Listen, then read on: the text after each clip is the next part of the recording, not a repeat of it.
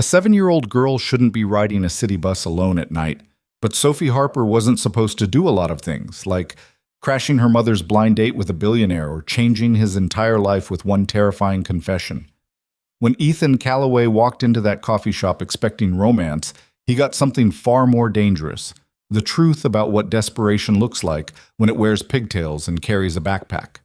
What happened next would either destroy 3 broken lives or build something none of them saw coming. Stay with me until the end, hit that like button, and drop a comment telling me what city you're watching from. I want to see how far this story travels. The coffee shop smelled like money. Ethan Calloway noticed it the second he pushed through the heavy glass door. That particular blend of overpriced espresso, leather briefcases, and the kind of perfume that cost more per ounce than most people's grocery bills. Madison Avenue establishments had a smell: success, ambition, the carefully maintained illusion that everyone here had their life figured out. He hated it. Not the wealth itself. Ethan had built his investment firm from nothing, turned calculated risks into an empire before his 30th birthday, and never apologized for the zeros in his bank account. What he hated was the performance. The fake laughs over martinis, the networking disguised as friendship, the women who looked at his watch before they looked at his face. Tonight was supposed to be different. Ethan checked his phone. 7:47 p.m. Rachel was 13 minutes late.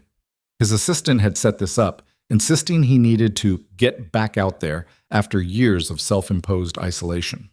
Melissa meant well, but her definition of compatible seemed to begin and end with tax brackets and zip codes. He'd almost canceled twice. The corner table felt too exposed, too visible. Other patrons kept glancing over, not staring exactly, but that subtle recognition that came with occasionally appearing in Forbes or the Wall Street Journal. Ethan Calloway, they'd think, the youngest CEO in his sector, the widower who never talks about his wife, the single father who never brings his kid to company events. Let them look. He sipped his black coffee and tried not to think about how his son, James, had clung to his leg that evening before the babysitter arrived. The boy was only 6, but he had his mother's eyes, dark, perceptive, seeing straight through every excuse Ethan made about working late or traveling for business. "You don't want to go," James had said. Not a question. "It's just dinner." "Then why do you look sad?" "Kids. They didn't let you hide." Ethan had kissed the top of James's head and left anyway, because that's what functional adults did. They showed up. They tried. They pretended the empty half of the bed didn't still feel cold some mornings, even after 4 years. 7:51 p.m. He was giving this Rachel Rebecca person until 8 o'clock. Then he was, "Excuse me?" The voice was small, high-pitched, definitely not his date. Ethan looked up. A child stood next to his table. Not just any child. A tiny blonde girl, maybe 7 or 8 years old, wearing a purple backpack that looked too big for her narrow shoulders. Her coat was buttoned wrong, one side hanging lower than the other. Her sneakers had scuff marks. She was breathing hard, like she'd been running. "I think you have the wrong table," Ethan said, glancing around for parents. None appeared. "Are you lost?" "No." The girl's voice shook slightly. "Are you Ethan Calloway?" Every instinct in his body went on alert. "Who's asking?" The girl bit her lip. Her eyes, startlingly blue, anxious, darted toward the door, then back to him. "My mom was supposed to meet you. Mia Harper. But she got sick and she doesn't have your number, and I didn't want you to think she just didn't show up because she doesn't care about stuff like that. She always cares, but she's been working double shifts and she has a fever and—" "Wait." Ethan held up a hand, trying to process the rapid-fire explanation. "Your mother sent you here?" "No." The girl's face flushed. "She doesn't know I came." Oh, hell. Ethan set down his coffee cup very carefully, the way he did when a deal was going sideways and he needed to think fast. "Sit down." The girl hesitated. "Please," he added, softer. "Sit." She climbed into the chair across from him, the leather squeaking under her weight. The backpack stayed on. Her hands twisted together on the table, fingers pale and thin. "What's your name?" "Sophie." "Sophie Harper?" She nodded. "And your mom, Mia, she's sick right now?" Another nod. "She threw up this morning. Twice." But she still went to work because Mrs. Chen said if she missed another shift, she'd get fired. And we can't afford that because rent's already late. And Sophie stopped herself, seeming to realize she was sharing too much. She tried to get better. She really did. She wanted to meet you. Ethan's mind raced. Mia Harper. His assistant had given him exactly 3 details. 30 years old, works in hospitality, single mother. Melissa had described her as sweet and normal, which in retrospective translation probably meant not wealthy. He studied the child across from him. The 2 thin wrists, the coat that had seen better winters, the careful way she sat with her spine straight like she'd been taught that posture mattered even when everything else fell apart. Sophie, how did you get here? The bus. By yourself? I've done it before. Mom takes me on the bus all the time. Does she know you're here right now? The silence answered for her. Does anyone know where you are? Sophie's eyes dropped to the table. I left a note. A note. On the refrigerator. It says I went to meet you so you wouldn't be mad at her. Ethan felt something cold settle in his chest. Not anger exactly, but a sharp awareness of how badly this could have gone. A 7-year-old girl, alone on public transportation in Manhattan after dark, traveling to meet a stranger because she was worried about her mother's reputation. The bravery of it was stunning. The danger of it was terrifying. Your mom's going to be worried, he said quietly. I know. Sophie's voice cracked. But she was crying. Before I left. She was in the bathroom, and she thought I couldn't hear, but I could, and she was crying because she said she ruins everything, and she was probably going to ruin this too, and I just... The words caught in her throat. I didn't want you to think she ruins things. She doesn't. She tries really hard. Something in Ethan's carefully constructed armor cracked. He thought about James, about the way his son sometimes carried weights too heavy for small shoulders, about how kids absorbed their parents' stress like secondhand smoke, invisible but damaging, about how this girl had gotten on a bus alone because she couldn't stand watching her mother hurt. Okay, Ethan said. Here's what's going to happen. You're going to tell me your address, and I'm going to drive you home myself, right now. Sophie's eyes went wide. You don't have to. I know I don't have to, but I am. He pulled out his phone. What's your mom's number? We don't have a phone right now. It got shut off. Of course it did. Ethan stood, leaving cash on the table for coffee he'd barely touched. Come on! Sophie scrambled out of her chair, the backpack bouncing. Are you mad? Not at you. At my mom? Not at her either. He looked down at the small, worried face. I'm mad that you had to do this, that you felt like you had to fix something that isn't your job to fix. What do you mean? I mean, you're 8. You're 8 years old. You should be worried about homework and cartoons, not whether some guy in a coffee shop thinks your mom ruins things. Ethan headed for the door, then paused when he realized Sophie wasn't following. What? You're really not mad? The question hit harder than it should have. How many times had this kid asked that? How many adults had made her feel responsible for their anger? I'm really not mad, Ethan said. But your mom's probably terrified, so let's get you home. The car was exactly what Sophie expected a billionaire's car to look like. Sleek, black, with seats that felt like butter and dashboard lights that glowed blue. She'd never been in a car this nice. Her mom's friend Tina had a Honda that smelled like French fries and had duct tape on one window. This was different. Everything was different. Sophie watched the city slide past her window. Buildings lit up like birthday cakes. People in fancy coats hurrying nowhere. Taxis honking at each other in that special New York way that meant both hello and get out of my way. She'd grown up in this city, but tonight it looked stranger somehow. Bigger. Where do you live? Ethan asked. Washington Heights, 187th Street. He nodded, punching it into the GPS. Sophie twisted the straps of her backpack. The silence felt heavy, like she needed to fill it with something. I'm sorry I messed up your date. You didn't mess anything up. But you were waiting for my mom. And now I'm meeting her anyway. Ethan glanced over. Just with a different introduction than I expected. She's really pretty, Sophie said quickly. She looks tired a lot, but that's just because she works all the time. And she's nice. Everyone says she's nice, even Mrs. Chen, and she's mean to everybody. Who's Mrs. Chen? Her boss at the cleaning company. Mom works there in the morning, and then she works at the restaurant at night, and sometimes on weekends she helps at the bakery, but that's only when they need extra people. Sophie counted on her fingers. 3 jobs, but the bakery one doesn't count because it's not every week. Ethan's hands tightened on the steering wheel. 3 jobs. She says it's temporary, until things get better. Sophie had heard that phrase so many times it had lost meaning. Until things get better, until we catch up, until the hard part is over. Do you have any kids? One, a son, James, he's 6. Does he live with you? Yeah. Where's his mom?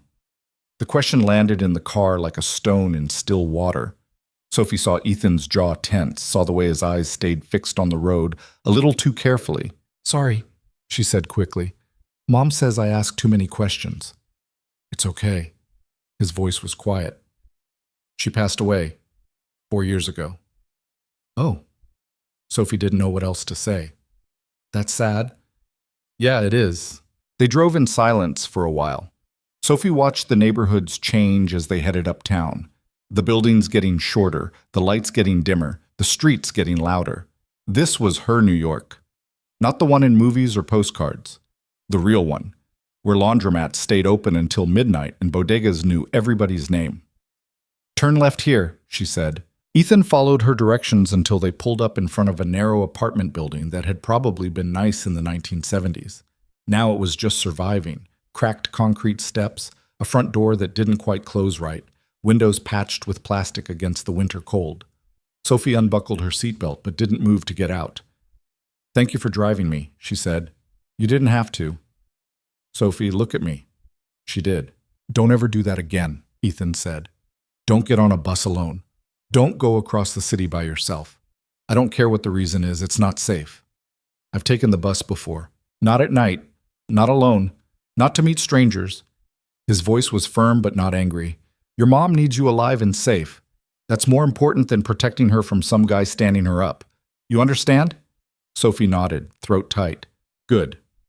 Ethan opened his door. Now let's go explain to your mom why her daughter just gave her the scare of a lifetime. Yuzzy. The building was worse inside than out. Ethan followed Sophie up 3 flights of narrow stairs, the banister wobbling under his hand, the smell of cooking and old carpet thick in the stairwell. Somewhere a baby was crying. Somewhere else a TV blared game show applause. Sophie stopped at apartment 3F. The door was covered in stickers, unicorns, rainbows, stars, a handwritten sign that said Sophie's room with backward letters. She pulled a key from her backpack. Mom? She called, pushing inside. I'm home. The apartment was exactly what Ethan expected and somehow worse for its familiarity.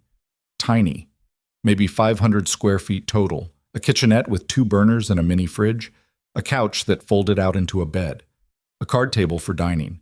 Everything clean but worn, held together with effort and hope. Children's drawings covered every available wall space, crayon masterpieces, watercolor experiments, a construction paper family, 2 stick figures holding hands under a smiling sun. Sophie? Oh, thank God. A woman appeared from what must have been the bathroom, and Ethan's first thought was that Sophie had been right.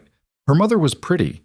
His second thought was that she looked like hell. Mia Harper was blonde like her daughter, her hair pulled back in a messy ponytail, her face flushed with fever. She wore sweats and an oversized t-shirt, no makeup, and her eyes were red-rimmed from crying or illness or both. When she saw Sophie, relief crashed across her face so hard it was almost physical. Where were you? Mia dropped to her knees, pulling Sophie into a fierce hug. I found your note and I didn't know.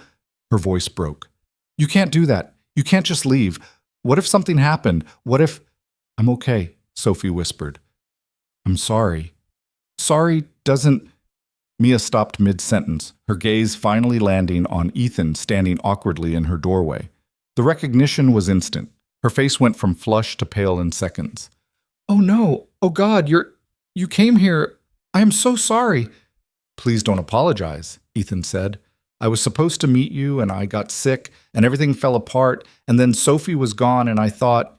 Mia pressed a hand to her forehead, swaying slightly. I'm sorry. I'm really sorry. This is not how this was supposed to go. Mom, sit down, Sophie said, worried. You look really white. I'm fine. You're not fine. Ethan stepped inside without invitation, closing the door behind him. When's the last time you ate anything? Mia blinked at him, confused by the question. I don't… What? Food. When? I had crackers this morning. Crackers. Ethan looked at his watch, nearly 9 p.m. Anything else?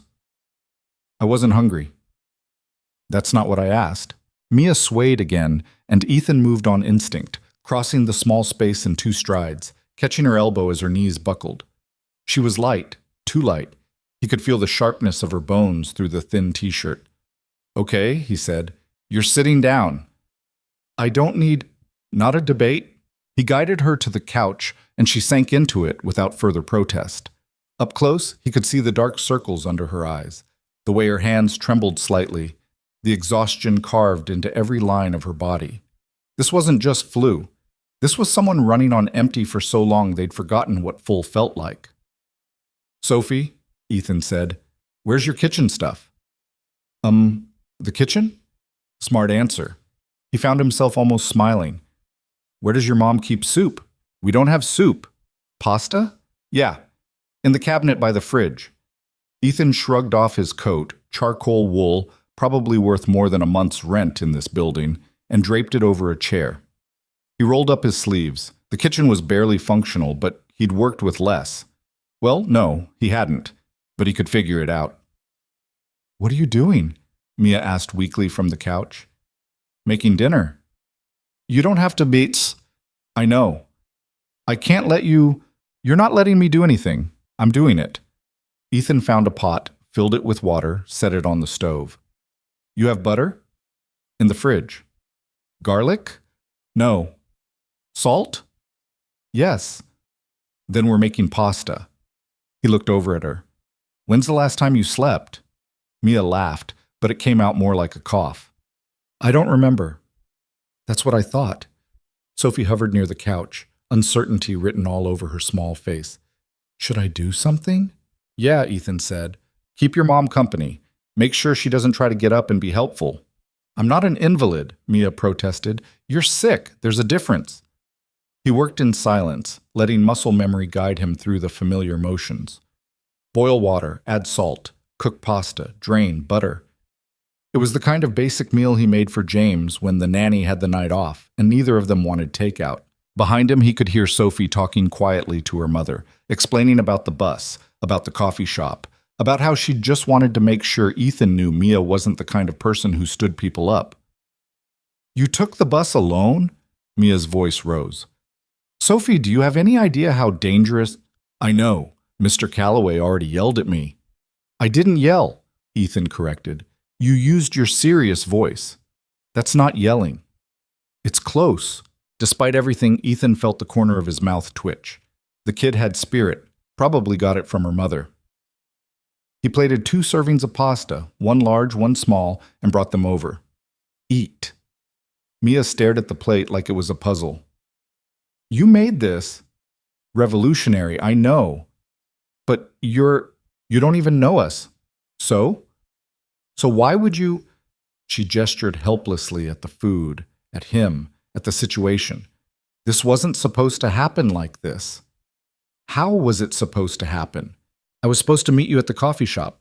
Wear the dress I bought. Be normal. Her voice cracked. Not be sick and poor and falling apart while you cook pasta in my terrible kitchen. Ethan sat down in the single armchair across from her, the furniture groaning under his weight. For what it's worth, I think you're being pretty hard on yourself. You think this is normal? I think normal is overrated. He nodded at the plate. Eat before it gets cold. Mia picked up the fork, her hands shaking slightly. She took a small bite, then another. Color slowly returned to her face. Sophie ate with the efficiency of a kid who'd learned not to waste food. Ethan just watched. The apartment was quiet except for the sound of forks on plates and the distant noise of the city outside. It should have been awkward. A billionaire sitting in a rundown apartment with a woman he'd never met and her daughter who'd hijacked his evening. It should have felt wrong. Instead, it felt almost… Why are you really here? Mia asked suddenly. Ethan met her eyes. What do you mean? I mean, you could have just dropped Sophie off and left. You didn't have to come inside. You definitely didn't have to cook. She set down her fork. So why are you still here? It was a fair question. Ethan thought about the empty penthouse waiting for him across town. About James, probably asleep by now, dreaming whatever 6-year-olds dreamed. About the string of failed dates and forced smiles and women who laughed at his jokes because of his bank account. Honestly, he said, I don't know. That's not an answer. It's the only one I have. He leaned forward, elbows on his knees. Your daughter got on a bus alone to protect you from a stranger's judgment. You work 3 jobs to keep a roof over her head. You apologized to me before you even asked if she was okay when I brought her home. He paused. I've met a lot of people, Mia. Most of them aren't worth knowing. But you two? He glanced at Sophie, then back to Mia. I think maybe you are. The words hung in the small apartment. Mia's eyes filled with tears, and she looked away quickly, embarrassed. I'm sorry. I'm a mess right now. You're sick. I'm always sick, or tired, or behind on something. She laughed, but it sounded broken. You should probably leave before you realize what a disaster this is. Is that what you want? What I want doesn't matter. It does to me. The simple statement seemed to knock something loose in her. Mia covered her face with her hands, shoulders shaking. Sophie immediately moved to her mother's side, small arms wrapping around her. It's okay, Mom, Sophie whispered. He's nice. It's okay. Ethan felt like an intruder witnessing something private, the moment when someone's carefully constructed strength finally crumbled. He should leave, give them space. This wasn't his life or his problem, but he didn't move. Instead, he waited. Eventually, Mia lowered her hands. Her face was blotchy, her eyes swollen, her nose red. She looked nothing like the polished women he usually encountered at charity galas and business dinners. She looked real. I'm sorry, she said again. Stop apologizing. I don't know what else to do. Start by finishing your dinner, then get some sleep. Ethan stood. I'll come back tomorrow.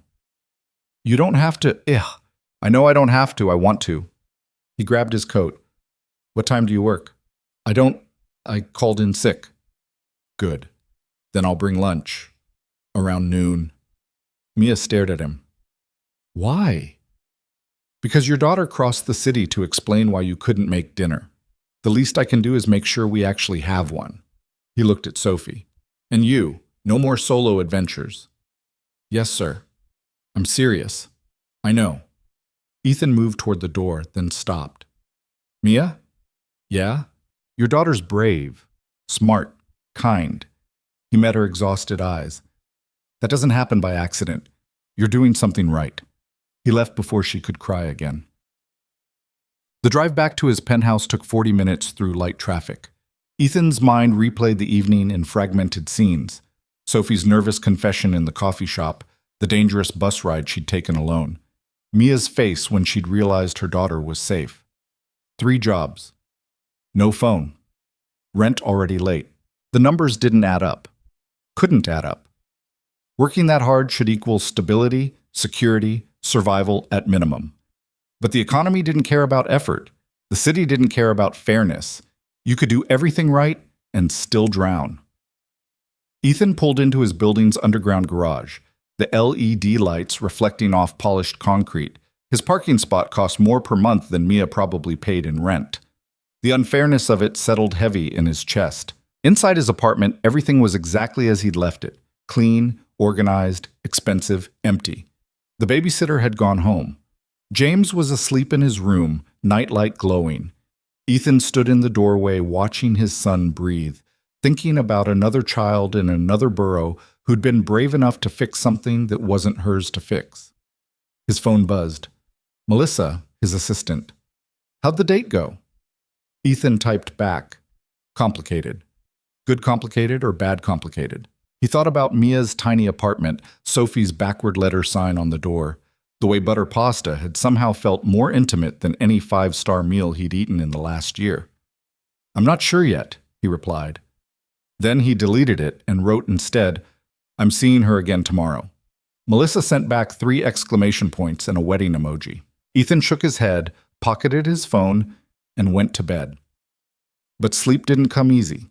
He kept thinking about a woman who apologized for being sick, a girl who took buses alone, and the strange pull he'd felt standing in that cramped apartment.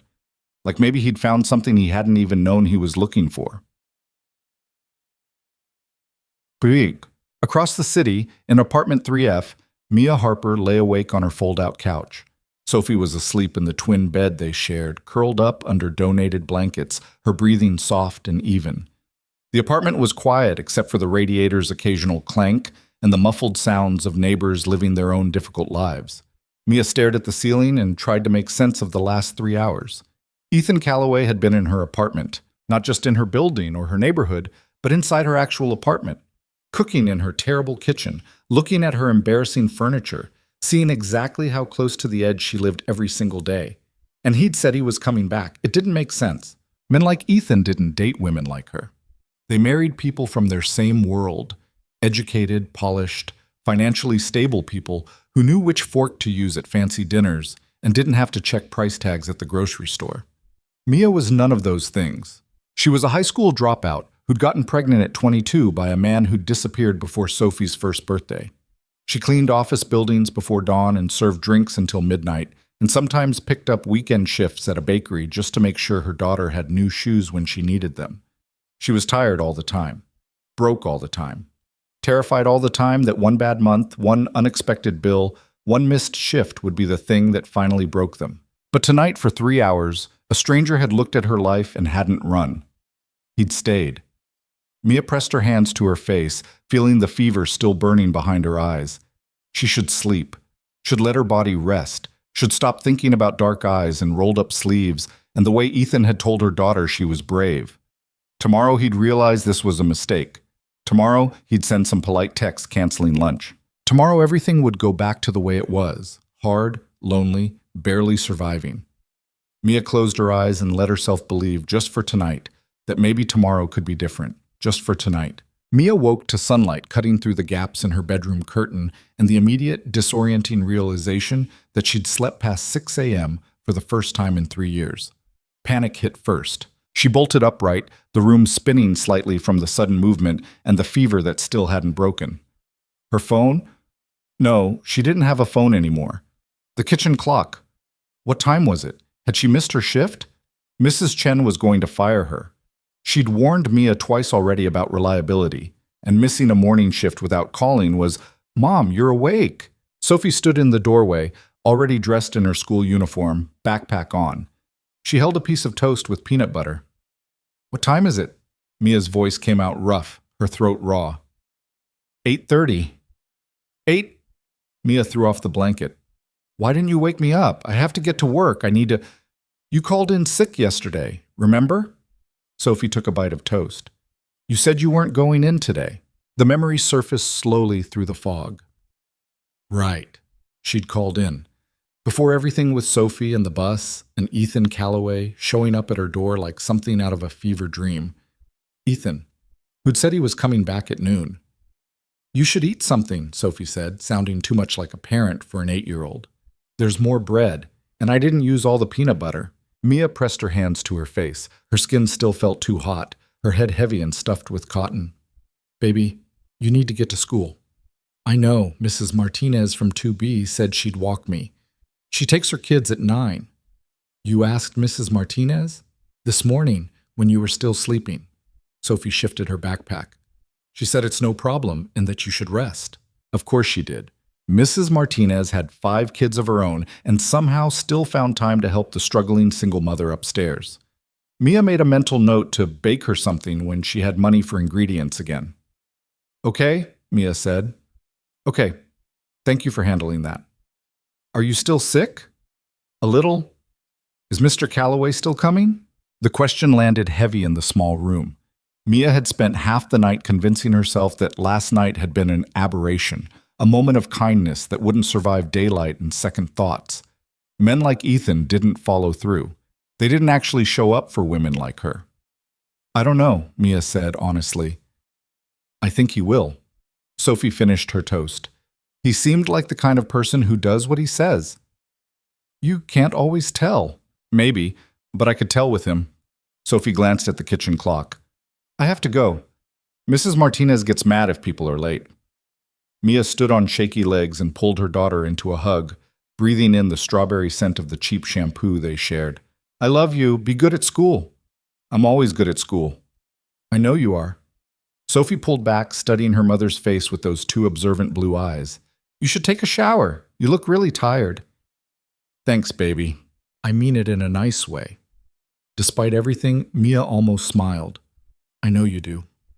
After Sophie left, the apartment fell into that particular kind of silence that came from being alone in the daytime when you were usually at work. Mia stood in the middle of her tiny living space and tried to figure out what the hell she was supposed to do now.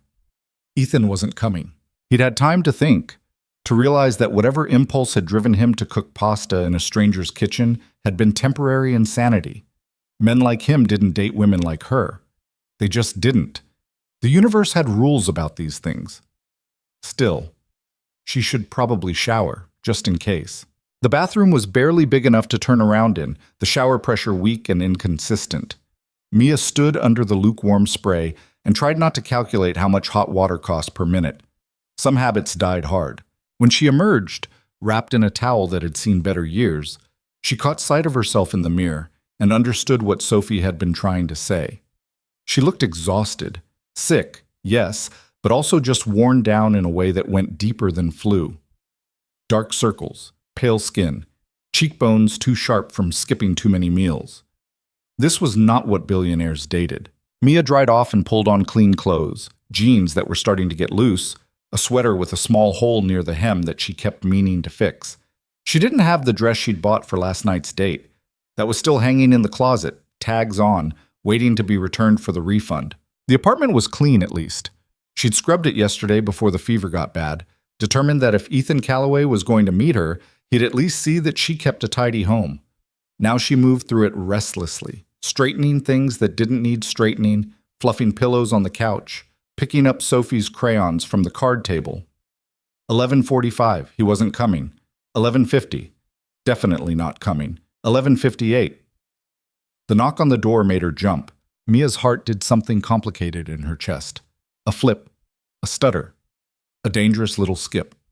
She crossed to the door, hand on the knob, and made herself count to 3 before opening it. Ethan Calloway stood in her hallway holding 2 bags from a restaurant she'd walked past 100 times but never been inside. Hi, he said. You came. I said I would. He looked different in daylight, or maybe just different outside the context of her panic last night. Still wearing expensive clothes, dark jeans, a gray Henley, leather jacket, but somehow less intimidating. His hair was slightly messy, like he'd been running his hands through it. There were tired lines around his eyes. Can I come in? He asked. Oh, yes, sorry. Mia stepped back, suddenly aware of how small her apartment must look to him. How shabby. I wasn't sure you'd actually show up.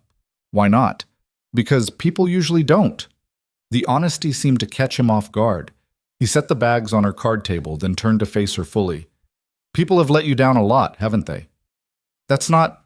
I didn't mean it like that. How did you mean it? Mia wrapped her arms around herself. I just meant that it's okay if you changed your mind. I wouldn't blame you. Last night was... a lot. It was, Ethan agreed. But I didn't change my mind. Why not? Because I wanted to see you again. He said it simply, like it was the most obvious thing in the world. How are you feeling? Better? A little? It was only half a lie. The fever had broken sometime in the night, leaving her wrung out but functional. What did you bring? Lunch. I wasn't sure what you liked, so I got options. He started unpacking containers, soup, sandwiches, salad, fruit, way too much food for 2 people. There's also ginger tea. My assistant swears by it when she's sick. Mia stared at the spread. The smell alone was making her stomach wake up and remember hunger. This is too much. Then we'll have leftovers. Ethan. Sit down, Mia. There was something in his voice, not quite in order but close, the kind of tone that came from being used to people listening when you spoke. Mia should have bristled at it, should have reminded him this was her apartment, her life, her choice. Instead, she sat. Ethan took the seat across from her, the card table wobbling slightly under his weight. Up close, in better light, She could see details she'd missed last night. A small scar near his left eyebrow, flecks of gold in his dark eyes. The way his hands moved with careful precision, like everything he did was deliberate. "Eat," he said, pushing a container toward her. "You're very bossy." "I run a company. It's an occupational hazard." "What kind of company?" "Investment firm. We manage portfolios, handle acquisitions, advise on mergers." He paused. "It's boring unless you like numbers." "Do you like numbers?" "Sometimes. They make sense. They follow rules." He opened his own container, some kind of grain bowl that probably cost more than Mia's weekly grocery budget. "People are messier." "Yeah, they are." They ate in silence for a while. The soup was good, real vegetables, rich broth, the kind of thing that tasted like someone's grandmother made it, even though Mia knew it came from a restaurant kitchen. She tried not to eat too fast, tried not to look desperate, even though she was definitely desperate. "Sophie get to school okay?" Ethan asked. "Yeah, my neighbor walked her." "Good." He set down his fork. "I've been thinking about last night." Here it comes, Mia thought, the gentle letdown, the "this was nice but impractical" speech. She braced herself. "That bus route she took," Ethan continued. "It crosses some rough neighborhoods. She could have been hurt, or worse." "I know." "Does she do that often? Travel alone?" "No. Never." Mia's hands tightened around her spoon. "I take her everywhere. We do everything together. But yesterday I was so sick and she must have been scared and I didn't—" Her voice cracked. "I didn't know she'd do something like that." "She did it because she loves you." "She did it because I'm failing her." "That's not what I saw." "What did you see?" Mia challenged. "Because from where I'm sitting, I see a kid who had to fix her mother's problems, who felt responsible for making sure some stranger didn't think badly of me. That's not normal. That's not okay." "You're right. It's not okay." Ethan leaned forward. "But not because you're failing, because you're doing it alone." The words hit harder than they should have. Mia looked away, blinking against the sudden burn in her eyes. "I don't have a choice about that." "Where's her father?" "Gone. He left when I was 6 months pregnant. Said he wasn't ready to be a dad." She laughed bitterly. "Turns out he was right about that." "Does he pay support?" "No, I don't even know where he is." Mia stirred her soup without eating it. "It's fine. We manage." 3 jobs isn't managing. It's drowning." "What do you want me to say?" The words came out sharper than intended. "That it's hard? That I'm tired? That sometimes I cry in the bathroom because I don't know how we're going to make rent, and I can't let Sophie see me fall apart?" She set down her spoon with a clatter. "I know my life is a mess. I know I should have made better choices. But I'm doing the best I can with what I have, and if that's not good enough for you, then—" "Mia." Ethan's voice was quiet. "Breathe." She realized she was breathing too fast, her chest tight. The fever might be gone, but the exhaustion wasn't. And defending herself against criticism that hadn't even been voiced yet was using energy she didn't have. "I'm not judging you," Ethan said. "I'm worried about you." "Why? You don't even know me." "I know enough. You know I'm poor and desperate and apparently raising a kid who thinks she has to save me from my own life." Mia pressed her hands to her face. "That's not exactly a great first impression." "You want to know what my first impression was?" "Not really." He told her anyway. "I thought you were brave. Sophie told me about the 3 jobs, about rent being late, about you working through being sick because you couldn't afford to miss a shift. And then when I got here, I saw how you dropped everything to hold your daughter, how you put her first even when you could barely stand up." He paused. "That's not failure, Mia. That's strength." "It doesn't feel like strength." "It wouldn't, but that's what it is." Mia lowered her hands and found him watching her with an expression she couldn't quite read. Not pity. Something else. Something that made her feel exposed and seen in a way that was both terrifying and oddly comforting. "Why are you here?" she asked quietly. "Really?" Ethan was quiet for a long moment. "My wife died 4 years ago. Cancer. She fought it for 18 months, and I watched her fade a little more every day." His voice was steady but distant, like he was reciting facts rather than reliving them. "When she was gone, I threw myself into work, built the company bigger, made more money. Stayed so busy I didn't have time to feel anything." Mia waited. "I've dated since then." he continued. Tried to. But most of the women I meet are interested in the CEO, not the person. They want the lifestyle, the status, the access to wealth. He looked at her directly. You're the first person in years who's looked at me and seen a problem. That's not... You apologized for being sick, for your apartment, for existing in a way that wasn't polished and perfect. A slight smile touched his mouth. Nobody apologizes to me, Mia. They want things from me. But you just wanted me to leave so I wouldn't see how hard your life is. I'm still not seeing why that's a good thing. Because it's real. He said it simply. And I haven't had real in a very long time. The confession sat between them like something fragile. Mia didn't know what to say. Didn't know how to process that a billionaire CEO was sitting at her terrible card table telling her that her poverty and exhaustion were somehow appealing because they were honest. I should tell you something, she said finally. Okay. I'm not looking for someone to save me. The words came out firmer than she felt. I know how this looks. Single mom, broke, struggling, but I'm not trying to trap some rich guy into fixing my problems. I didn't think you were. A lot of people would. I'm not a lot of people. No, Mia agreed. You're not. They finished eating in a silence that felt less awkward than it should have. Ethan asked about her jobs, where she worked, what her hours were like, whether Mrs. Chen was as mean as Sophie had suggested.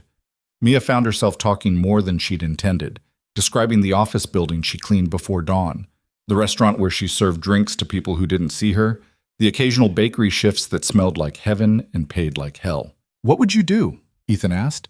If money wasn't an issue, what would you want to do? The question caught her off guard. I don't know. I haven't thought about it in years. Think about it now. Mia set down her fork and actually considered it. What would she do? The question felt almost alien. Her whole adult life had been about survival, about what she had to do rather than what she wanted to do. I liked school, she said slowly, before I dropped out. I was good at English, writing essays, analyzing books. She felt foolish saying it out loud. I thought maybe I'd be a teacher someday. Help kids who felt lost, give them the kind of attention I never got. Why'd you drop out? Got pregnant. My mom kicked me out. Sophie's dad left. I needed money more than I needed a diploma. She shrugged. Story as old as time. You could go back. Get your GEDs. When? Between the morning shift and the night shift? Mia shook her head. That's a nice fantasy, but it's not realistic. Why not? Because I have a daughter to feed and rent to pay and no time for dreams. Dreams don't have to be impractical, says the man who already made his dreams come true. It came out more bitter than she'd intended. Ethan didn't flinch, but something shifted in his expression. Awareness, maybe, of the gulf between their realities. You're right, he said quietly. I don't know what it's like to choose between food and education, between a child's needs and your own future. He paused. But I know what it's like to forget you're allowed to want things, to spend so long surviving that you forget what living feels like. Mia looked at him, really looked, past the expensive clothes and the easy confidence. She saw the tired lines around his eyes, the careful way he held himself, the weight he carried that had nothing to do with money. Your wife, she said. You loved her. Yeah. And losing her broke something in you. Yeah. So you filled the broken parts with work and money and staying busy because that was easier than feeling it. Ethan's jaw tightened. Is there a question in there? No, just recognizing a fellow survivor.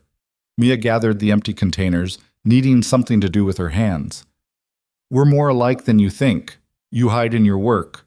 I hide in mine. Different tax brackets, same damage. Maybe. Definitely. She stood to throw away the trash, and Ethan stood too, their small space suddenly feeling smaller with both of them upright. He was taller than she'd realized. She barely came up to his shoulder. The card table created a barrier between them, flimsy but present. Thank you for lunch, Mia said. You didn't have to do that. I wanted to. Why? Because Sophie crossed the city to tell me you weren't the kind of person who stands people up. I figured I should prove I'm not the kind of person who stands people up either. He pulled out his phone. Give me your number. I don't have a phone right now. It got shut off. Then I'm getting you one. Absolutely not. Mia? No. She crossed her arms. I'm not taking charity. I'm not some project for you to fix. It's not charity.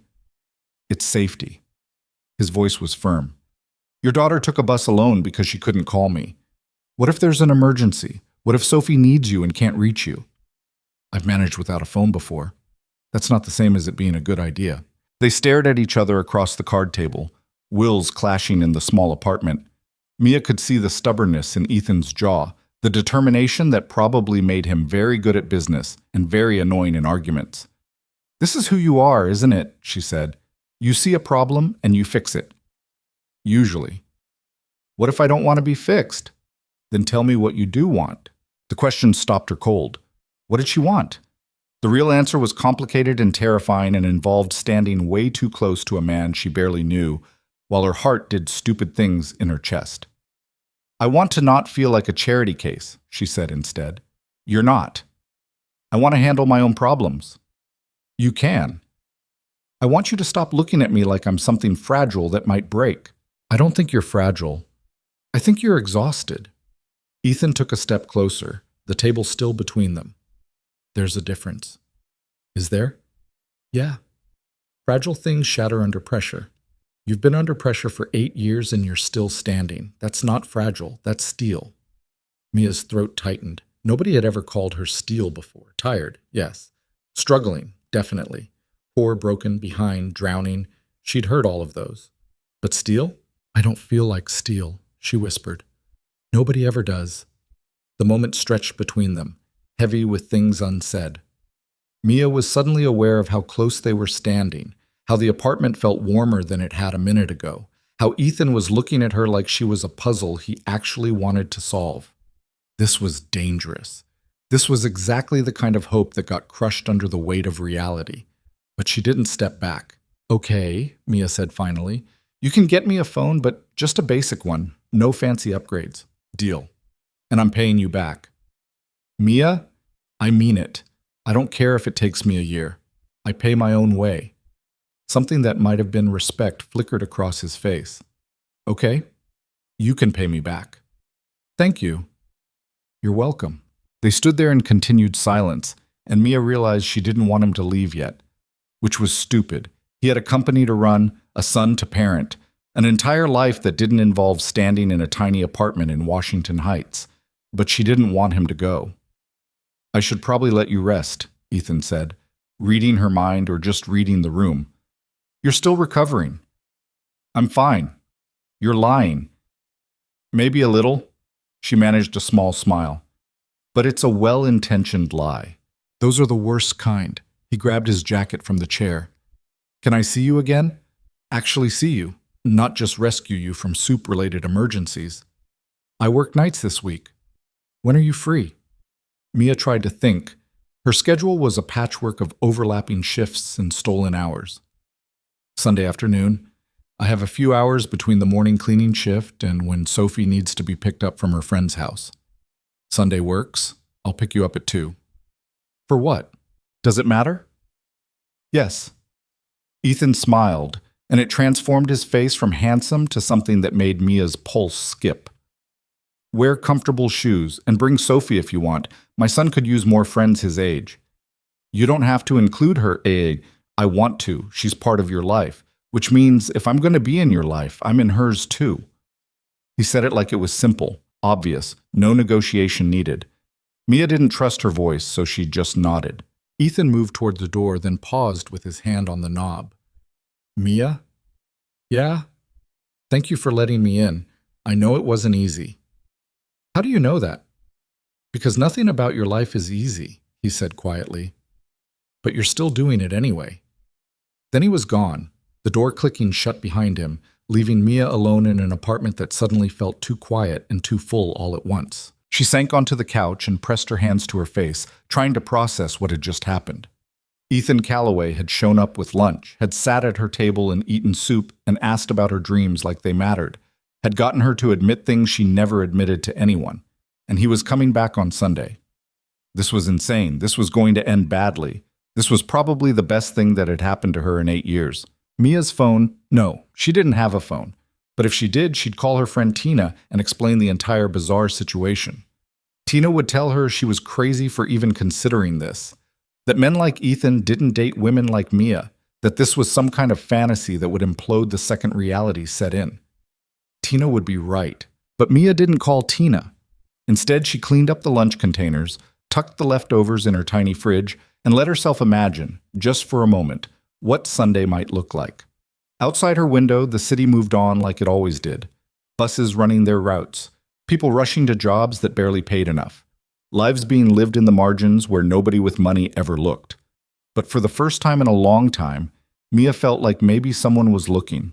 And maybe that wasn't the worst thing in the world. Sunday arrived with the kind of October weather that made New York feel almost manageable, cool but not cold, the sky clear enough to pretend the city wasn't slowly suffocating under its own exhaust fumes. Mia had been awake since 4:30 for her cleaning shift, scrubbing toilets in an office building in Midtown while executives slept in their comfortable beds, dreaming whatever people with money dreamed about. Now it was 1:45 and she was standing in her tiny bathroom, staring at her reflection and trying to figure out what the hell you wore to whatever this was. A date. It was a date, except Sophie was coming, which made it not a date. Or maybe a family date? Was that a thing? Mia didn't know the rules anymore. She'd been out of the dating world for 8 years, and even before that, her experience had been limited to Derek, Sophie's father, who'd thought romance meant splitting a six-pack in his car before they fumbled through sex in the back seat. This was different. This was Ethan Calloway, who owned suits that cost more than her yearly income and probably had a whole closet full of comfortable shoes to choose from. Mia settled on jeans that weren't falling apart and a sweater that didn't have holes. Her nicest sneakers. Minimal makeup because she didn't own much anyway and wasn't about to pretend otherwise. She pulled her hair back in a ponytail, then let it down, then pulled it back again. "You look pretty," Sophie said from the doorway. Mia jumped. "How long have you been standing there?" "A few minutes. You keep changing your hair." "I can't decide." "Down is better. It makes you look less tired." Sophie tilted her head, studying her mother with the brutal honesty only kids could manage. "Are you nervous?" "A little." "Because of Mr. Calloway?" "Because I don't know what I'm doing." Mia turned from the mirror to face her daughter. "This is weird, right? This whole thing is weird." "I think it's nice." "Nice how?" "Like maybe something good is happening." Sophie shrugged, her backpack already on, even though they weren't leaving for another 10 minutes. "You smile more when you talk about him." "I do not." "You do, and you checked the clock like 50 times this morning." Mia couldn't argue with that. She had been watching the clock, counting down minutes like a teenager instead of a 30-year-old mother who should have had more dignity. But there was something about Ethan that made her feel unsteady in a way that was terrifying and exhilarating in equal measure. He'd texted her twice since getting her the phone on Wednesday, just checking in, nothing demanding or weird.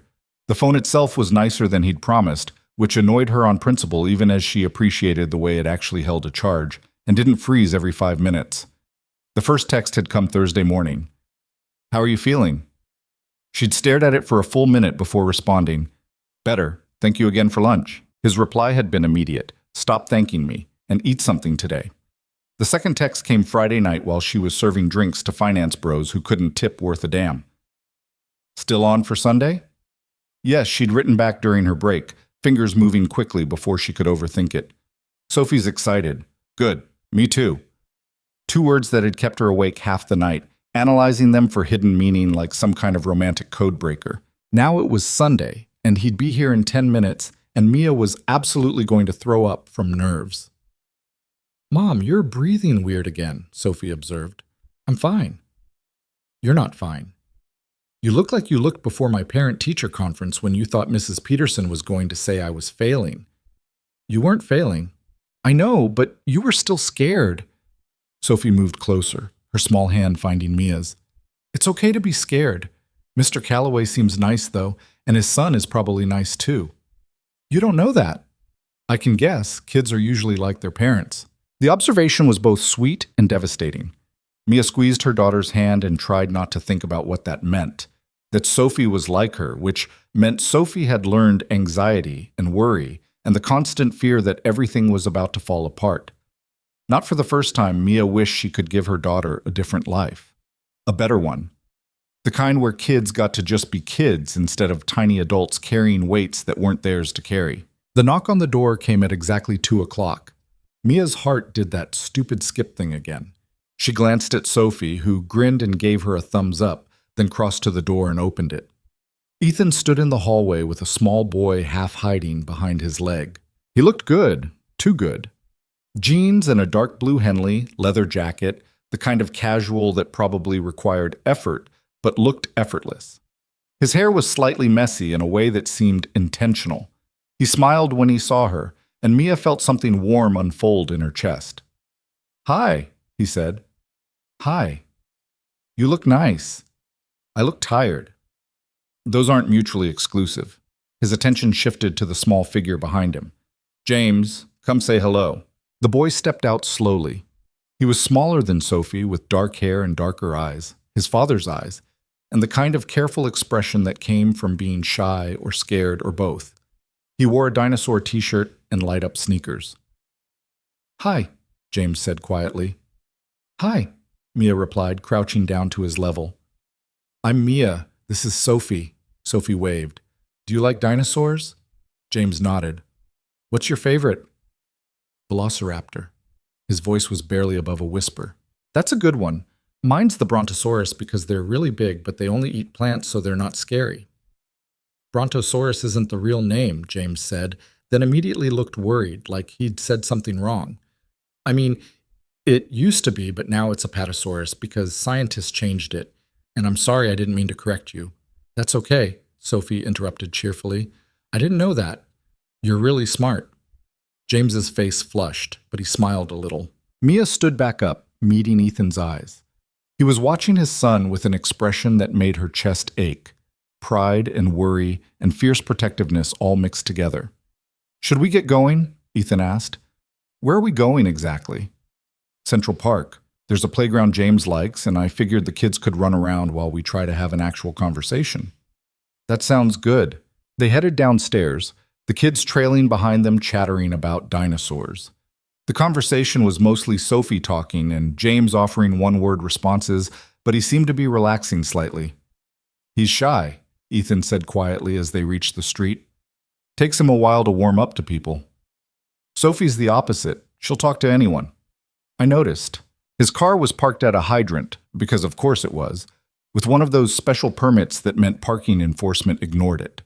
Mia slid into the passenger seat while the kids climbed in back, Sophie still chattering about different dinosaur species like she was suddenly an expert. The drive to Central Park took 30 minutes through Sunday traffic.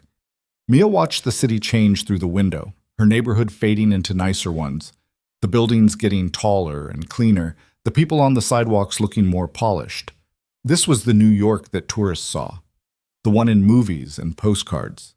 Mia had lived here her whole life and still felt like a visitor in this version of the city. Ethan found parking, actual legal parking, and they walked into the park together. It was crowded with families, joggers, tourists taking photos. The trees were starting to turn, leaves shifting from green to gold and rust. Sophie grabbed James's hand and pulled him toward the playground before either parent could object. "Is that okay?" Mia asked, watching them go. "Yeah, I can see them from here." Ethan gestured toward a bench with a clear view of the playground. "Want to sit?" They sat. For a moment, neither of them spoke. Around them, the park hummed with life. Kids screaming in delight, parents calling out warnings, someone playing guitar badly in the distance. It was the kind of beautiful chaos that made the city feel almost livable. "Thank you for this," Mia said finally. "You don't have to keep thanking me." "I know, but I want to." She watched Sophie push James on a swing, his initial hesitation melting into something that might have been joy. She needed this. We both did. So did we. Ethan leaned back, arms stretched across the back of the bench. James doesn't have a lot of friends. He's painfully shy, struggles in social situations. His therapist says it's related to losing his mom so young, attachment issues, fear of abandonment, the whole clinical checklist. He sees a therapist? Twice a week. Has since he was 4. Ethan's voice was matter of fact, but Mia heard the weight underneath. After Sarah died, he stopped talking for 6 months. Just completely shut down. The therapist helped, but it's been slow going. Mia looked at him, really looked. saw past the expensive clothes and easy confidence to the father underneath, who was just as scared and tired as she was, just with a different set of problems. That must have been terrifying, she said quietly. It was. Still is sometimes. I wake up some nights convinced I'm screwing him up irreparably, that he's going to need therapy for the rest of his life because I can't figure out how to be both parents at once. Welcome to single parenting. The guilt never stops. Ethan laughed, but it sounded hollow. How do you do it? 3 jobs? No support system? Raising a kid who's somehow well-adjusted and kind despite everything? I don't know if I'm doing it right. Most days I'm just trying not to drown. Mia pulled her knees up, wrapping her arms around them. And Sophie's not perfectly adjusted. She has nightmares, worries about money, even though I try to hide it from her. Takes on responsibilities that aren't hers because she's seen me struggle too many times. She rode a bus alone to protect your reputation. Exactly. That's not normal 8-year-old behavior. Neither is complete emotional shutdown, Ethan said. But here we are, 2 broken people trying to raise kids who are less broken than we are. The honesty of it was startling. Mia had spent so long pretending she had everything together, even when she didn't, even when she was falling apart, that hearing someone else admit they were broken too felt like permission to stop performing. Can I ask you something? She said. Yeah? Why me? Really? She turned to face him fully. You could date anyone, someone from your world who understands the life you live, someone who's not one emergency away from eviction. Ethan was quiet for a long moment, watching the kids play. James was laughing now, actually laughing, as Sophie showed him how to pump his legs on the swing. After Sarah died, I dated, he said finally. Went through the motions because people kept telling me I needed to move on, move forward, start living again. He shook his head. But every woman I met wanted something from me. Access to my money, my connections, my status. They'd laugh at jokes that weren't funny and agree with opinions they didn't share and pretend to love James when really they just tolerated him as part of the package. That sounds lonely. It was. Still is. He looked at her. And then your daughter showed up at a coffee shop to explain why you couldn't make dinner, and I realized I'd spent 4 years around people who wouldn't cross the street to help me, let alone cross the city. You work 3 jobs, and you're still raising a kid with more courage and compassion than most adults I know. That's not something I can buy or leverage or negotiate. That's real. Mia felt her throat tighten. I'm still poor. I don't care. Your friends probably will. I don't care about that either. Ethan, what do you want me to say? His voice was gentle but firm. That I'm looking for someone appropriate, someone who fits into my world without causing waves? He shifted closer. I have that world. The penthouses and the galas and the people who smile while they stab you in the back. It's empty, and I'm tired of empty. The confession hung between them, raw and honest. Around them, the park continued its chaos. Kids playing, dogs barking, life happening at full volume.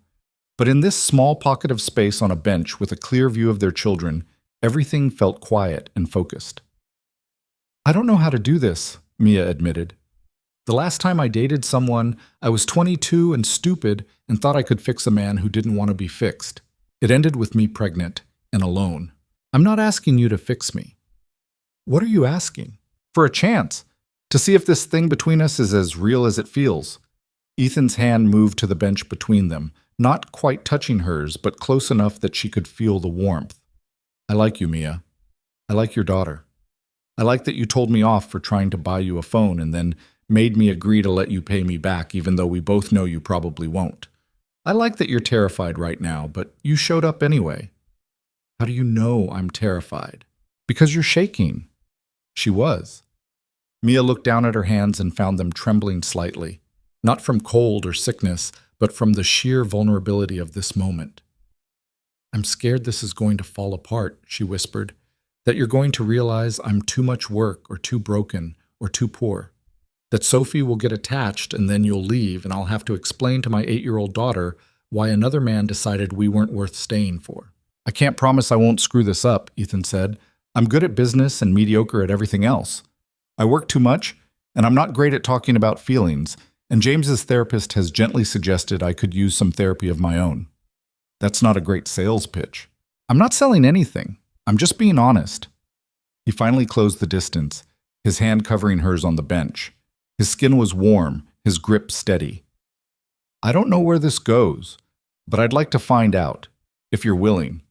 Mia looked at their hands, his larger, rougher from whatever wealthy people did with their hands, covering hers, which were smaller and marked with small scars from years of cleaning and serving and surviving. They shouldn't have fit together, but somehow they did. Okay, she said quietly. Okay, let's find out. She met his eyes. But if this goes sideways, if you decide this is too complicated or too much, you tell me straight. You don't just disappear, you don't ghost. You treat me like an adult who can handle the truth. Deal. And Sophie comes first. Always. If being with me means being in her life, you need to understand that she's not optional or negotiable. I wouldn't want her to be. And I pay for my own things. I'm not looking for a sugar daddy or a rescue. Noted. And Mia, Ethan squeezed her hand gently. I hear you. I understand. Can we just sit here for a minute before you lawyer up all our potential problems? Despite everything, she almost smiled. Sorry, force of habit. Don't apologize. I like that you're cautious. Shows good judgment. He tilted his head toward the playground. Look, Sophie and James were building something in the sandbox. A castle, maybe. Or possibly a dinosaur habitat, given James's interests. They were working together, Sophie directing and James following along, both of them covered in sand and looking happier than Mia had seen either of them in a while. They're good together, Ethan observed. Yeah, they are. Maybe we could be too. The suggestion was tentative, hopeful, carrying more weight than the words alone implied. Mia turned back to him and found him watching her with an expression that made her chest do complicated things. Maybe, she agreed. They sat there holding hands while their kids played, and for the first time in 8 years, Mia let herself imagine a future that didn't involve just surviving. Maybe thriving was possible. Maybe happiness wasn't just for other people. Maybe a broke single mother and a lonely billionaire could find something real in the middle of their respective damage. Maybe.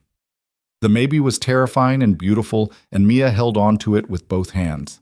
An hour later, they were eating hot dogs from a park vendor, Ethan's treat despite Mia's protests, while the kids chased pigeons with the kind of enthusiasm only children could manage for something so pointless. This is not how I usually spend my Sundays, Ethan said, watching James shriek with laughter as a pigeon flew directly at his face. What do you usually do? Work. Review portfolios. Conference calls with Tokyo or London or wherever the markets are open. He took a bite of his hot dog, which looked absurd in his hands, too cheap and pedestrian for someone who probably had a private chef. Sometimes I take James to his therapy appointment or arrange playdates that never quite work out because he's too shy and the other kids are too loud. Sounds exhausting. It is, but it's what I know. He glanced at her. What about you? What's a normal Sunday? Work until noon, come home. Do laundry if I have quarters. Make dinner with whatever's in the fridge. Help Sophie with homework. Try to stay awake until her bedtime. Mia shrugged. Not exactly thrilling. Sounds lonely. Yeah, it is. The admission surprised her. She didn't usually talk about the loneliness, the way nights felt endless after Sophie went to bed, the way she sometimes went entire days without having an adult conversation that wasn't transactional. Working 3 jobs meant seeing a lot of people but connecting with none of them. Do you have friends? Ethan asked. 1, Tina. She's got her own mess going on. 2 kids, deadbeat ex-husband, works at the diner on 181st. We text sometimes, but we haven't actually hung out in months. Mia finished her hot dog. What about you? Business associates. People I play golf with for networking purposes. My assistant who probably knows me better than anyone and definitely judges my life choices. He smiled slightly. Not exactly a robust social circle. We're both pathetic. Little bit. Sophie ran over, James trailing behind her. Both kids were flushed and happy and covered in dirt. Mom, can we get ice cream? Sophie asked. Baby, I've got it, Ethan interrupted. Mia shot him a look. We talked about this. You talked about it. I listened. But ice cream for kids is not the same as me trying to solve your financial problems. He stood, pulling out his wallet. James, what flavor do you want? Chocolate, James said softly. Sophie? Can I get 2 scoops? Sophie, Mia warned. 1 scoop is fine, Sophie amended quickly. They walked to the ice cream cart, the kids bouncing with excitement. Ethan ordered chocolate for James, strawberry for Sophie, vanilla for himself and Mia, and handed over cash like it was nothing, because for him it was nothing. The cost of 4 ice cream cones probably registered somewhere below rounding error in his daily spending. For Mia, it would have been a calculation. Could she afford it? What else needed that money? Was it worth the guilt of spending on something unnecessary? She hated that she thought like that, hated that a simple ice cream cone required mental math and justification. But she took the cone Ethan offered and said thank you and tried to just enjoy the moment instead of cataloging everything that was wrong about it. They walked through the park slowly, letting the kids set the pace. James was opening up more, actually volunteering information about his favorite dinosaur books and the museum exhibit he'd seen last month. Sophie listened with genuine interest, asking questions that made James light up with the kind of enthusiasm that came from finally having someone care about the things he cared about. "They're really good together," Mia said quietly. "Yeah." Ethan watched his son with obvious affection. "I haven't seen him this comfortable with another kid in a long time." Sophie doesn't have many friends either. She's good at talking to people, but not great at keeping friends. Mia licked her ice cream, thinking, "I think other parents judge her, judge me. Single mom, poor, wrong neighborhood. Their kids have play dates at places we can't afford and birthday parties we can't reciprocate. That's their loss. Tell that to Sophie when she doesn't get invited to things." Ethan stopped walking, turning to face her. "Does that happen a lot?" "Enough." Mia met his eyes. "It's fine. She's used to it. Kids shouldn't have to get used to being excluded. Welcome to being poor. You get used to a lot of things you shouldn't have to." The bitterness in her voice surprised them both. Mia looked away, embarrassed. She didn't usually let that show. The anger underneath the exhaustion, the resentment that came from working 3 times as hard and still having less than people who barely tried. "Sorry," she muttered. "Don't be. You're allowed to be angry." "Doesn't change anything." "No. But pretending you're not angry doesn't either." Ethan shifted his ice cream to his other hand. "For what it's worth, James can have play dates with Sophie anytime, and they're both invited to the things you can't afford. That's not charity, not fixing, just 2 kids who like each other being allowed to be friends." His voice was firm. "And if any parent at James's school has a problem with it, they can take it up with me." Mia studied him, this man who could solve most problems by throwing money at them, but was trying, genuinely trying, to understand problems that money couldn't fix. He wasn't perfect. He was probably going to screw this up in ways neither of them could predict yet. But he was here, and he was trying. That counted for something. "Okay," she said. "Okay? Playdates, friends, whatever this is." She gestured between them. "I'm still terrified, but okay." Ethan smiled, and it reached his eyes in a way that made him look younger, less burdened. Terrified is a good start. They finished their ice cream and spent another hour in the park before the afternoon started shifting toward evening. Sophie and James had progressed from cautious acquaintances to actual friends, making plans for future dinosaur discussions and playground adventures. When they finally headed back to the car, both kids were tired in that good way that came from fresh air and running around.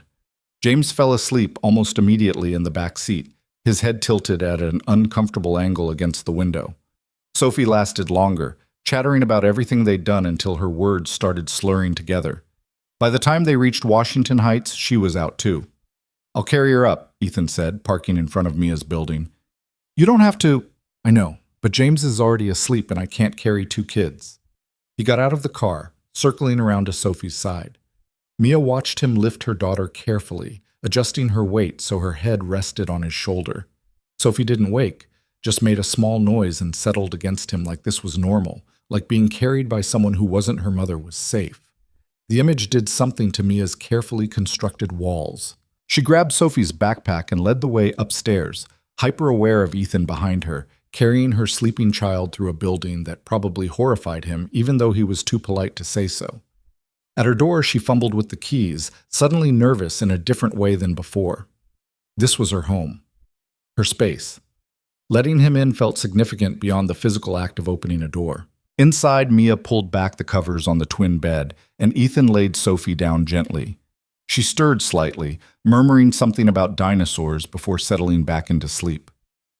Mia pulled the blanket up, tucking it around her daughter with the practiced efficiency of 8 years' worth of bedtimes.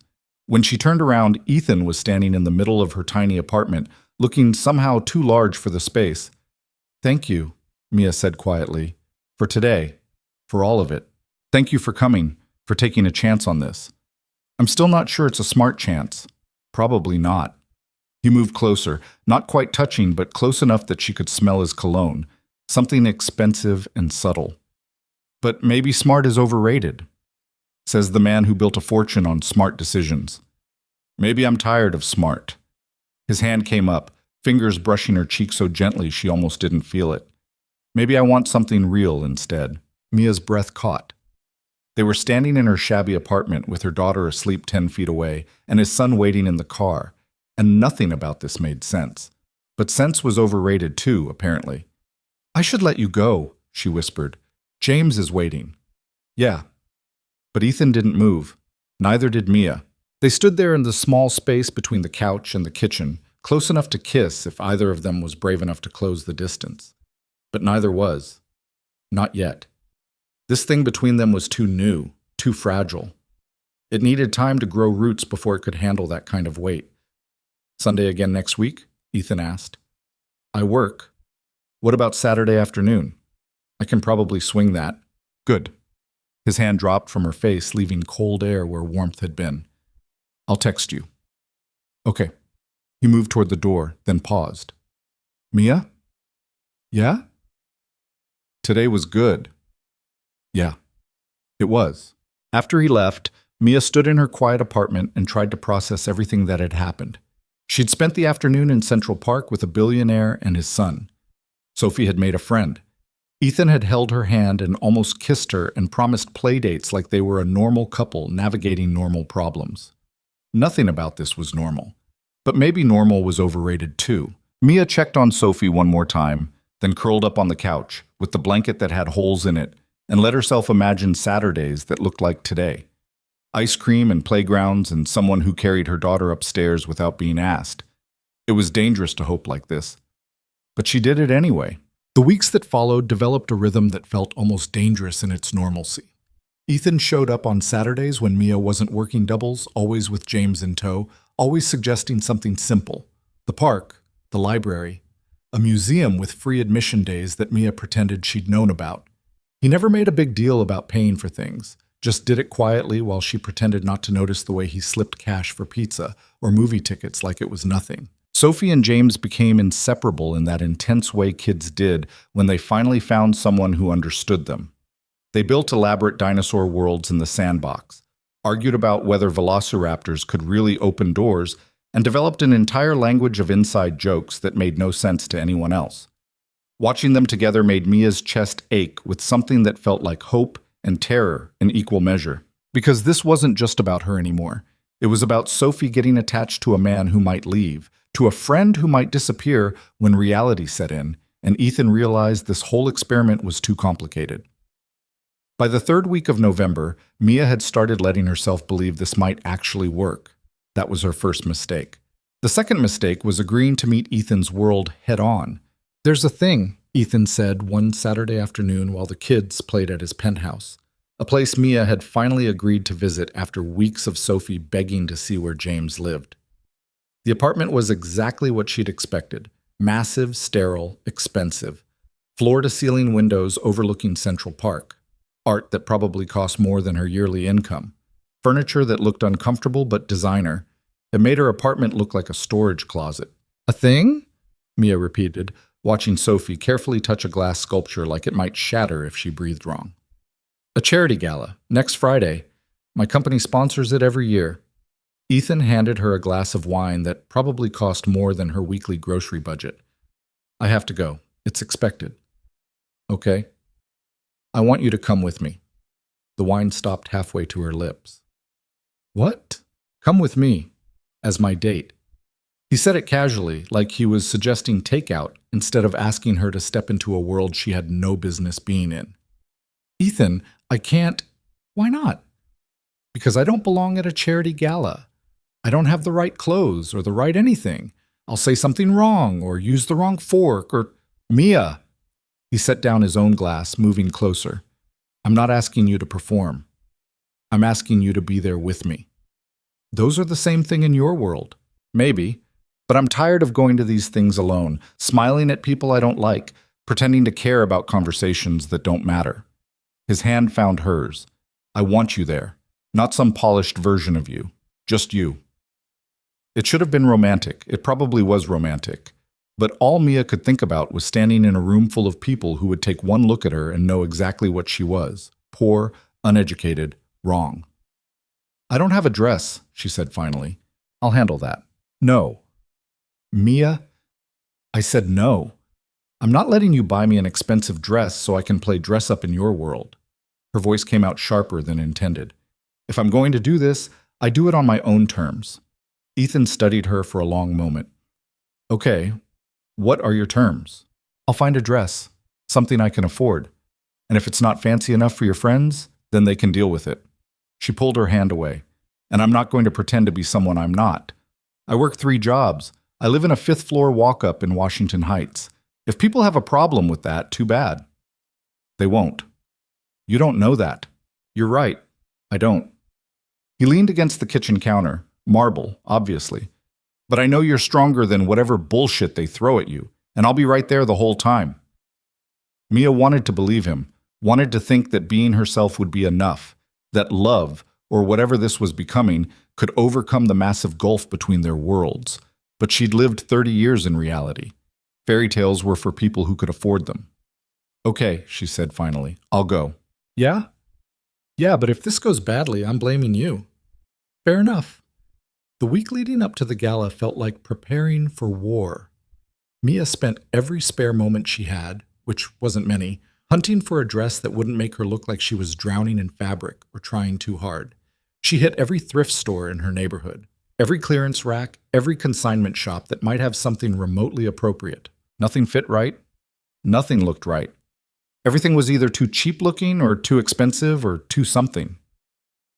Mom, you're stressing, Sophie observed on Thursday night, watching Mia try on the 5th dress from her growing collection of maybes. I'm not stressing. You're using your stress voice. I don't have a stress voice. You do. It gets all tight and high. Sophie tilted her head.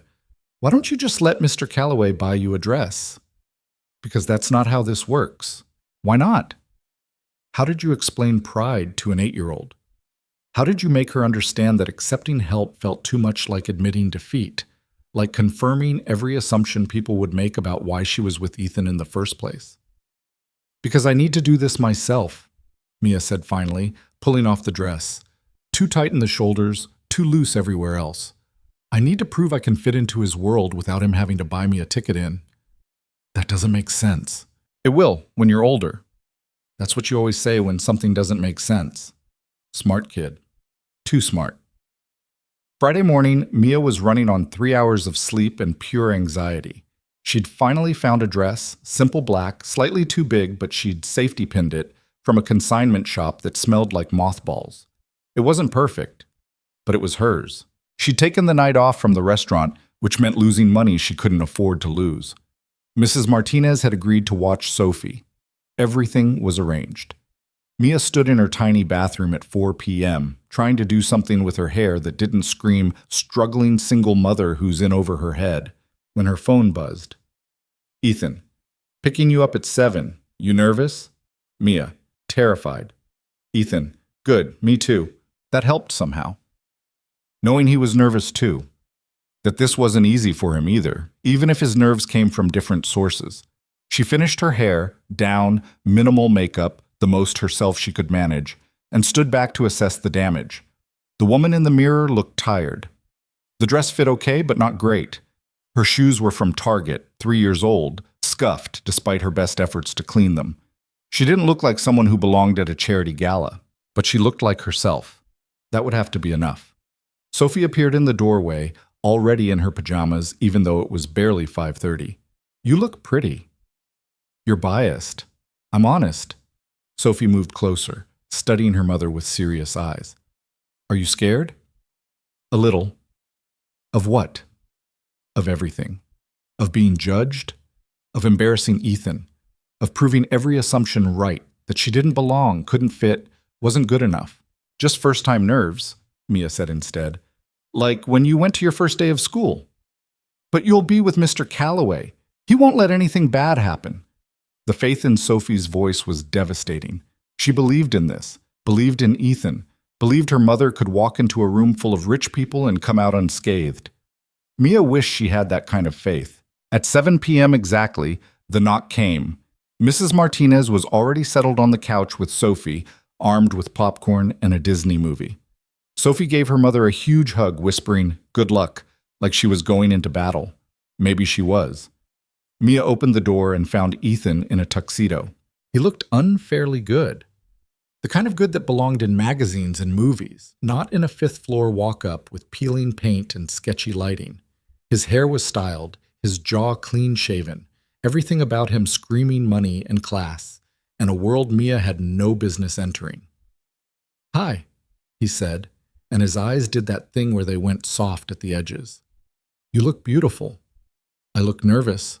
"Those aren't mutually exclusive." He offered his arm. "Ready?" "No." "Good. Let's go anyway."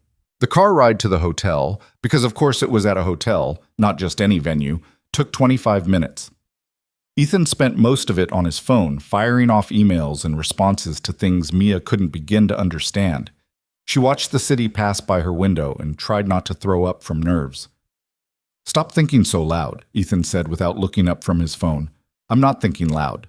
"You're practically broadcasting anxiety. I can feel it from here." He set down the phone, turning to face her. "Talk to me. What's going on in your head?" "I don't belong here." "Here as in this car or here as in my life?" "Both. Neither. I don't know." Mia pressed her hands together, trying to still the trembling. "These are your people, Ethan. They're going to take one look at me and know I'm not one of them." "So what?" "So they're going to judge you for being with me." "Let them. That doesn't bother you." "Not even a little bit." He reached over, taking her hand. "I've spent 4 years caring what people think. Going to events with appropriate dates who said appropriate things and looked good in photos. You know what I got from that? Nothing. Empty conversations and fake smiles and going home alone to an apartment that felt like a mausoleum. That's not exactly a ringing endorsement of tonight. Tonight's different because you're here." His thumb brushed across her knuckles. "And if anyone has a problem with that, they can take it up with me. You can't fight everyone. Watch me." Despite everything, Mia almost smiled.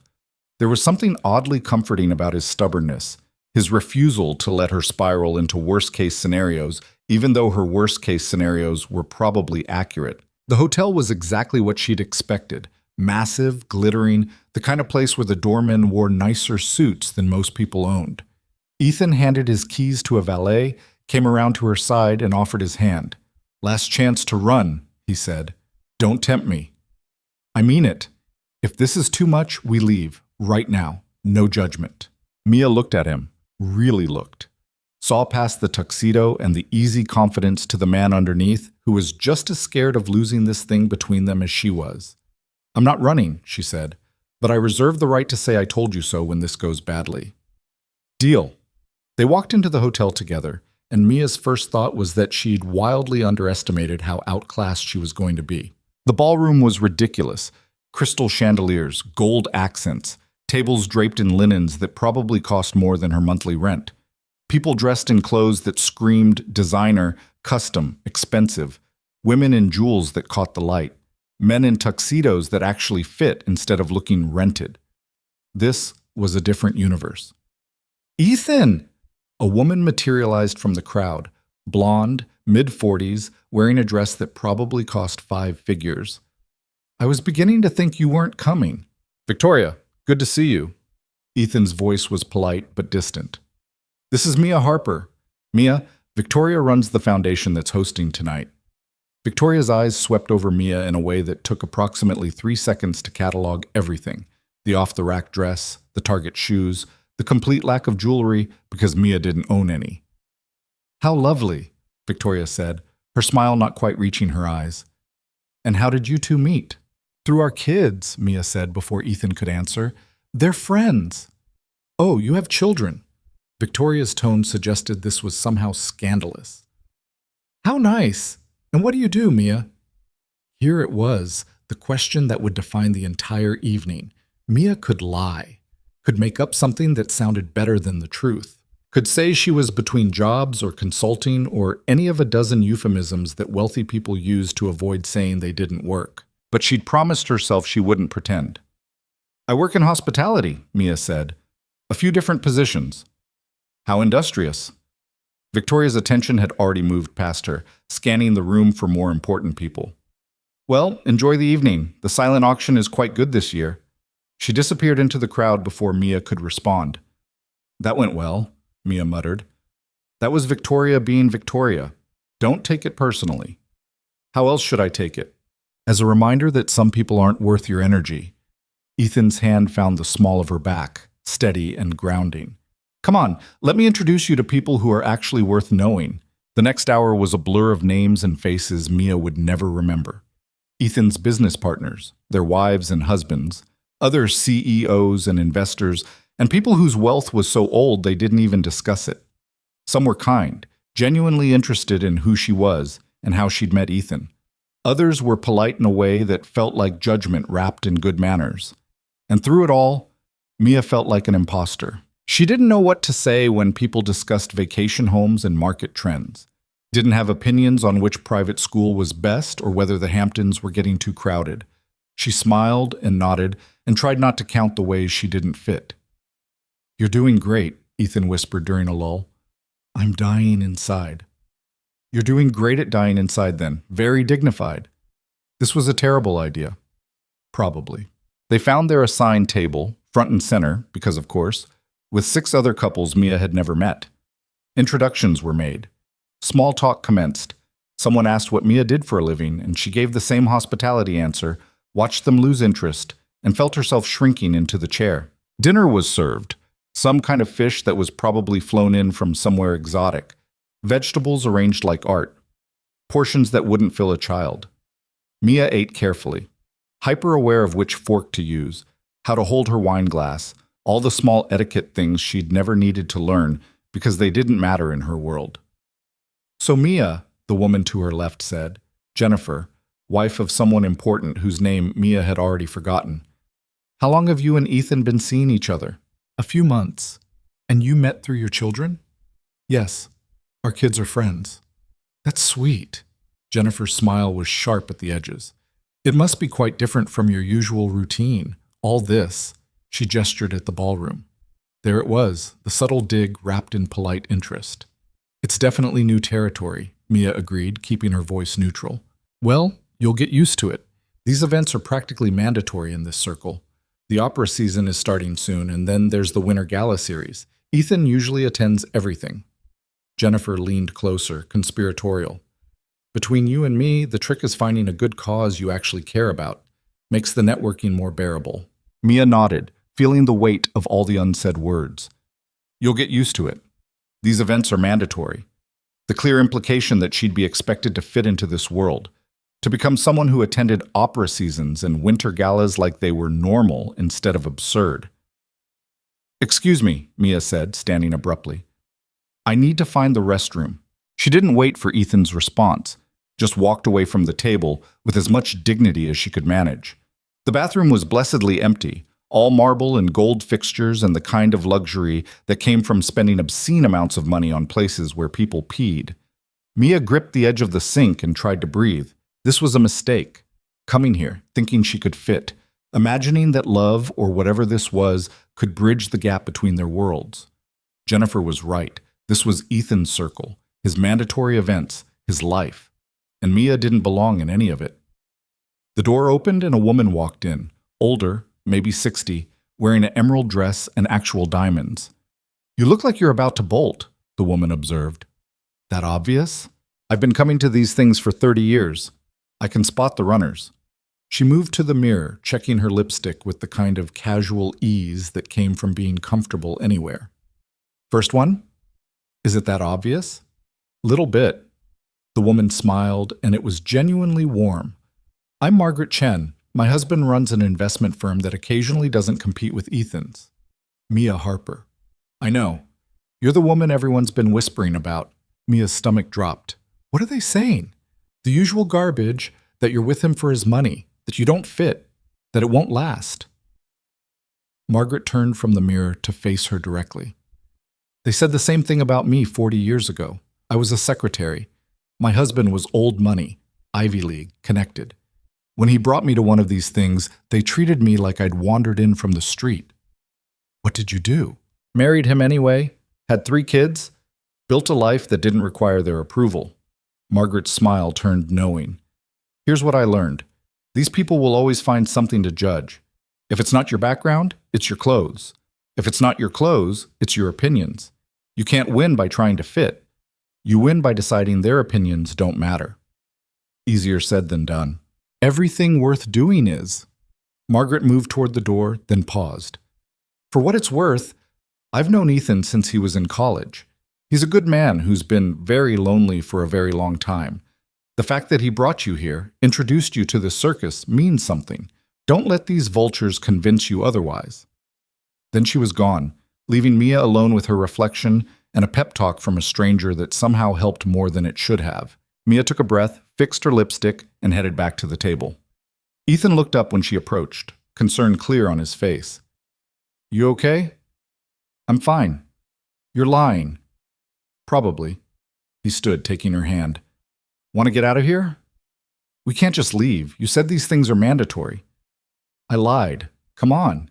Before Mia could protest, Ethan was leading her away from the table, past the other guests toward the exit. A few people called his name, but he ignored them, focused entirely on getting her out of the ballroom. They ended up on a balcony overlooking the city, the November air cold enough to bite. Mia shivered, and Ethan immediately shrugged off his jacket, draping it over her shoulders. You didn't have to leave, she said. Yes, I did. Ethan, you looked miserable in there, like you were being slowly suffocated by small talk and judgment. He leaned against the railing, tie already loosened. I've felt that way at these events for years. I'm not making you suffer through it just because it's expected.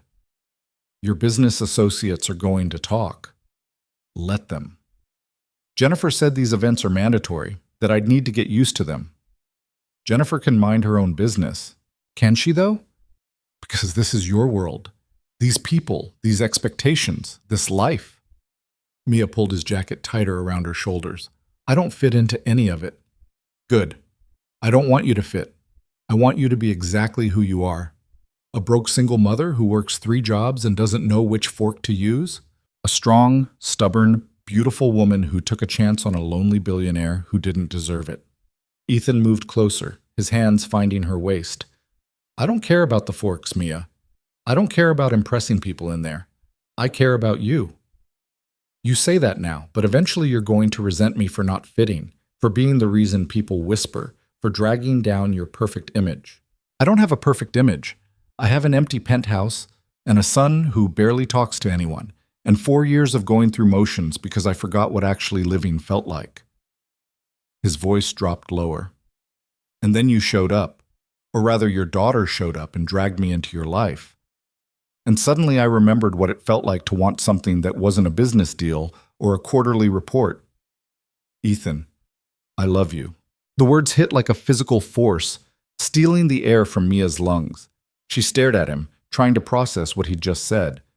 You don't mean that. I do. You barely know me. I know enough. His hands tightened on her waist. I know you work yourself to exhaustion to give your daughter a good life.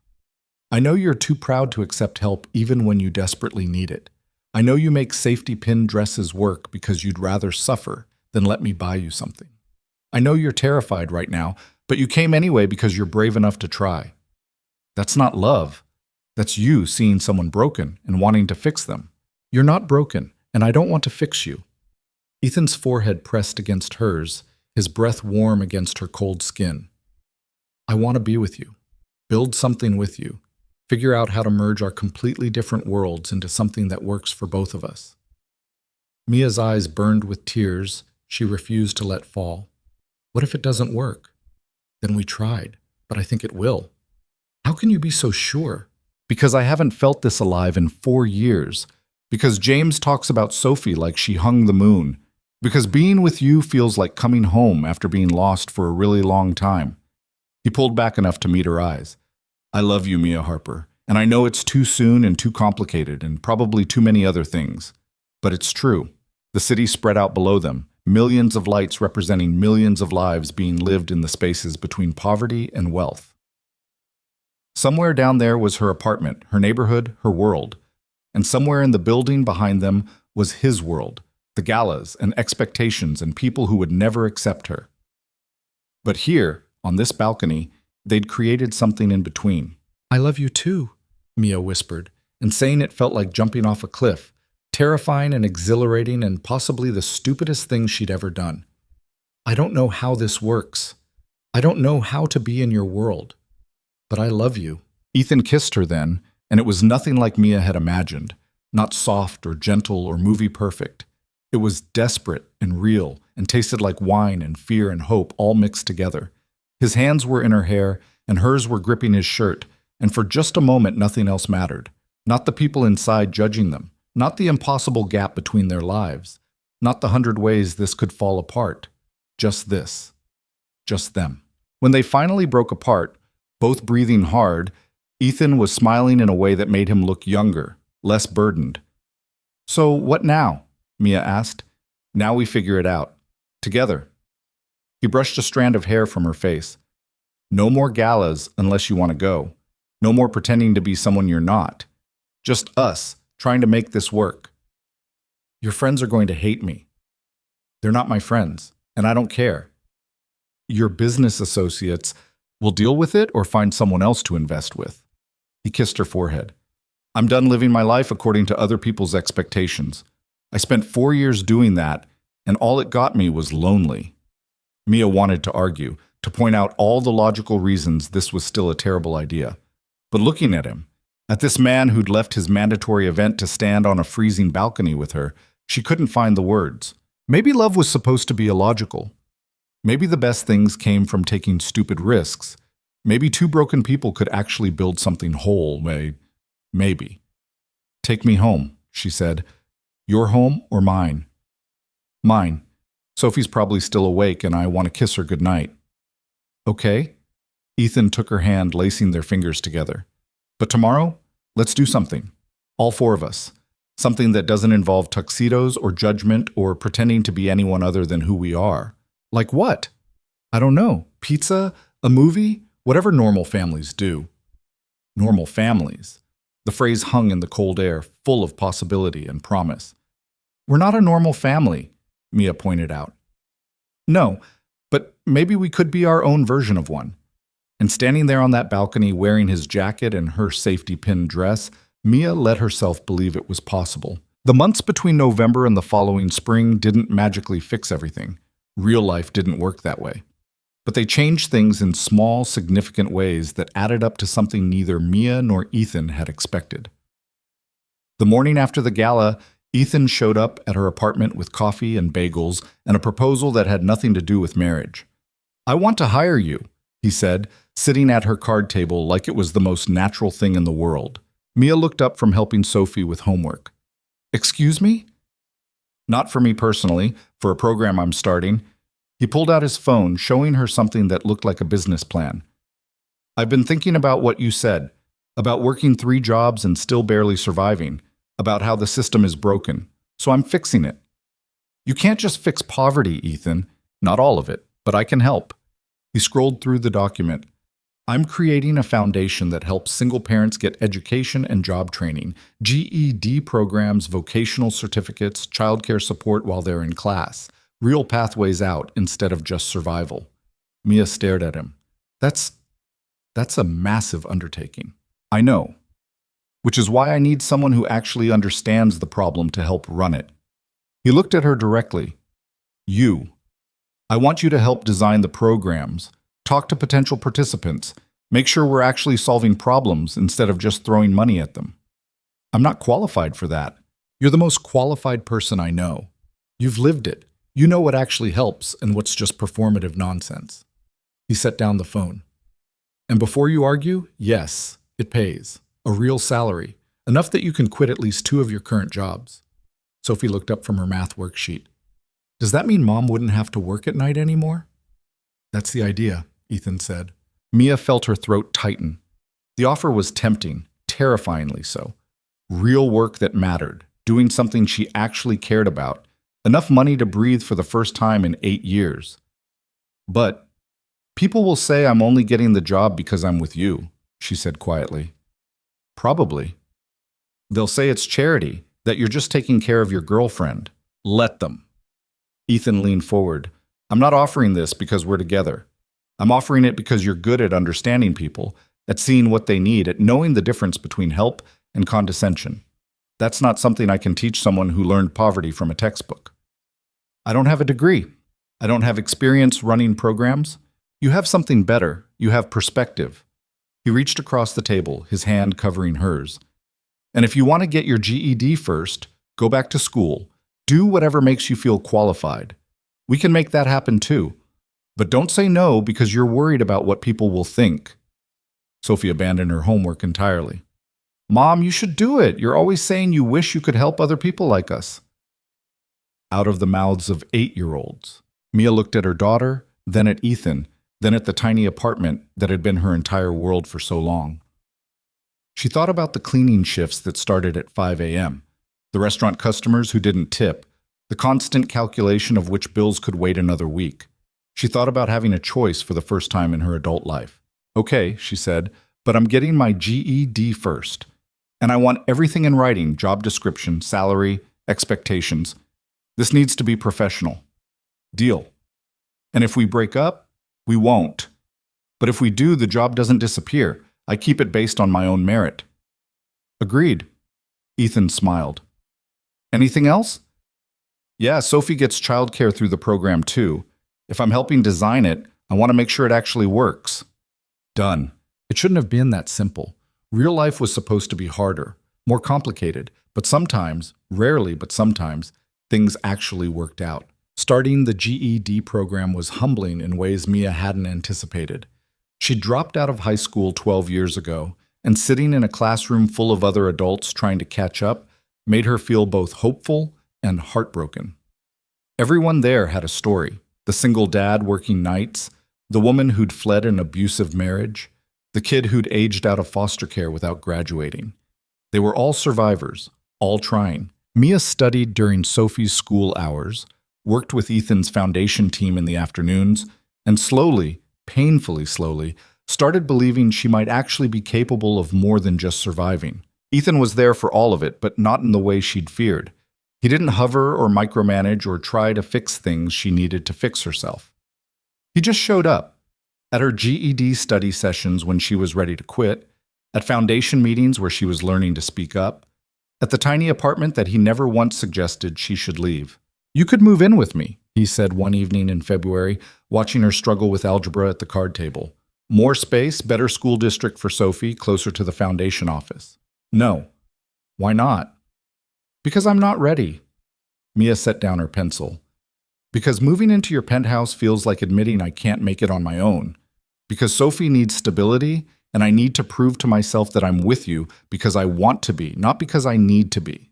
Those are good reasons. Yeah? Yeah. He kissed the top of her head. But when you're ready, not if when, the offer stands. The GED test came in March, after 3 months of studying that made Mia's brain hurt. She passed, not with perfect scores, but solidly, and cried in the parking lot afterward because she'd done something she'd been telling herself for 12 years was impossible. Ethan took her to dinner to celebrate. Not somewhere fancy, just a neighborhood Italian place where they served huge portions and didn't judge her for ordering the cheapest wine. I'm proud of you, he said over pasta that was definitely better than anything she could have cooked. It's just a GED. People do it all the time. It's not just anything. It's you refusing to let circumstances define you. He raised his wine glass. To Mia Harper, who's going to change a lot of lives starting with her own. She clinked her glass against his and let herself feel proud instead of dismissive. Small victories counted. They had to, because sometimes small victories were all you got. By April, the foundation was accepting applications. Mia had helped design every piece of it, the childcare component that actually understood single-parent schedules, the stipends that covered things like bus fare and work clothes, the counselors who didn't judge people for needing help. The first participant she interviewed was a woman named Teresa, 24, 2 kids, working at a laundromat and barely keeping her head above water. She reminded Mia so much of herself that it hurt. "I want to be a nurse," Teresa said quietly, sitting in the foundation office that still smelled like new paint. "But I can't go to school and work full-time and raise my kids. The math doesn't work." "What if we made it work?" Mia asked. "Childcare during class hours, a stipend to cover your reduced work hours, books and supplies included." "Would you do it then?" Teresa's eyes filled with tears. "You're serious?" "Completely serious." "Why? You don't even know me." "I don't have to. I know what it's like to want something better and have the system tell you it's impossible." Mia pushed the application across the desk. "Let's make it possible." By the time Teresa left, she'd been accepted into the program. She'd cried. Mia had cried. It was messy and emotional and exactly the kind of work Mia had been born to do, even if she'd never known it. That evening, she told Ethan about it over dinner at his place, something they did twice a week now, rotating between their apartments so James and Sophie could have time together. "She reminded me of me," Mia said, watching the kids build an elaborate fort out of couch cushions. "Same desperation, same impossible choices. But now she has a chance. Because of you. Because of the program that you designed." Ethan pulled her closer on the couch. "You can take credit for good things, you know. It doesn't make you arrogant." "Feels weird." "Most good things do at first." Sophie and James emerged from their fort, both covered in pillow feathers and grinning like they'd just conquered the world. "Dad, can Sophie stay over tonight?" James asked. "We're not done with our fort." It was the first time James had called Ethan Dad in front of Mia. Usually he was shy about it, self-conscious. But tonight he said it easily, naturally, like family was something he was finally comfortable claiming. Mia saw Ethan's expression shift, surprise and joy, and that fierce protectiveness that came from loving someone who'd been hurt before. "That's up to Mia," Ethan said. Both kids turned to her with identical pleading expressions. "Tomorrow's a school day," Mia said. "We'll wake up early," Sophie promised. "You hate waking up early." "I'll make an exception." Mia looked at the fort, the kids, the life they were slowly building that looked nothing like what she'd imagined, but somehow better. "Okay, but homework first, then fort time." The kids cheered and disappeared back into their cushion castle. "You're getting soft," Ethan observed. "Maybe. Or maybe I'm learning that saying yes to good things doesn't make me weak. That's growth. That's therapy talking." Mia had started seeing someone in March, using the foundation's employee benefits that Ethan had insisted on including. It was helping, slowly unpacking years of survival mode and learning that asking for help wasn't the same as failing. They sat together in comfortable silence, watching their kids play, and Mia let herself imagine this being permanent. Not just weekends and scheduled dinners, but actual family. Messy and complicated and real. "Move in with me," Ethan said quietly. "You asked me that 2 months ago." "I know, and you said you weren't ready." He turned to face her. "Are you ready now?" Mia thought about her apartment, the 5th floor walk-up with the broken radiator, and the neighbors who knew everyone's business. It was home, but it was also a symbol of everything she'd survived, and maybe she didn't need to keep living in survival mode just to prove a point. "I might be getting there," she admitted. "What would it take to get you all the way there?" "Time. And knowing that if this doesn't work out, I have something to fall back on that isn't just dependence on you." She met his eyes. "I need to know I'm choosing this, not settling for it because it's easier than struggling alone." "That's fair." He kissed her temple. "For what it's worth, I think you're one of the least settling people I've ever met. You fight for everything. Survival skill. Strength. Same thing, different phrasing. Not even close." Ethan stood, pulling her up with him. "Come on, let's go supervise fort construction before they tear apart my entire living room." By June, Mia had made her decision. She sat Sophie down one evening in their apartment, their soon-to-be former apartment, and explained what was happening. Mr. Calloway asked us to move in with him and James, Mia said, watching her daughter's face carefully. What do you think about that? Sophie's eyes went wide. Like, live there? All the time? Yeah, we'd have our own rooms. You'd still go to the same school. But it would be the four of us together. Would you and Mr. Calloway get married? I don't know yet. Maybe eventually, but that's separate from this. Sophie was quiet for a long moment, processing. Would we have to leave here? Yeah, but we could take all our stuff, your drawings, your bed, everything that's important. What about Mrs. Martinez and the other neighbors? Mia felt her throat tighten. She hadn't expected Sophie to worry about leaving the people who'd become their makeshift family. They'll still be here. We can visit whenever you want. Okay. Sophie twisted her hands together. Can I ask you something? Anything. Do you love him? The question was so direct, so honest, that Mia couldn't do anything but match it with equal honesty. Yeah, I do. And he loves you? He says he does. He does. I can tell. Sophie tilted her head. He looks at you the way you look at me, like you're the most important thing. Out of the mouths of 8-year-olds, again. So you're okay with this? Mia asked. I think so. James is my best friend, and Mr. Calloway is nice. He fixed my bike chain without me even asking. Sophie paused. But Mom. Yeah? Are we going to be okay? Like really okay, not just pretending? The question cut straight to the heart of everything Mia had been worrying about for months. Not whether they'd have enough money or a nice place to live, but whether they'd actually be okay, emotionally, mentally, as people who'd spent so long in survival mode that they'd forgotten what thriving looked like. I think we're going to try to be okay, Mia said carefully, and sometimes we'll mess up. But we'll have help now, real help, people who care about us. Like a family?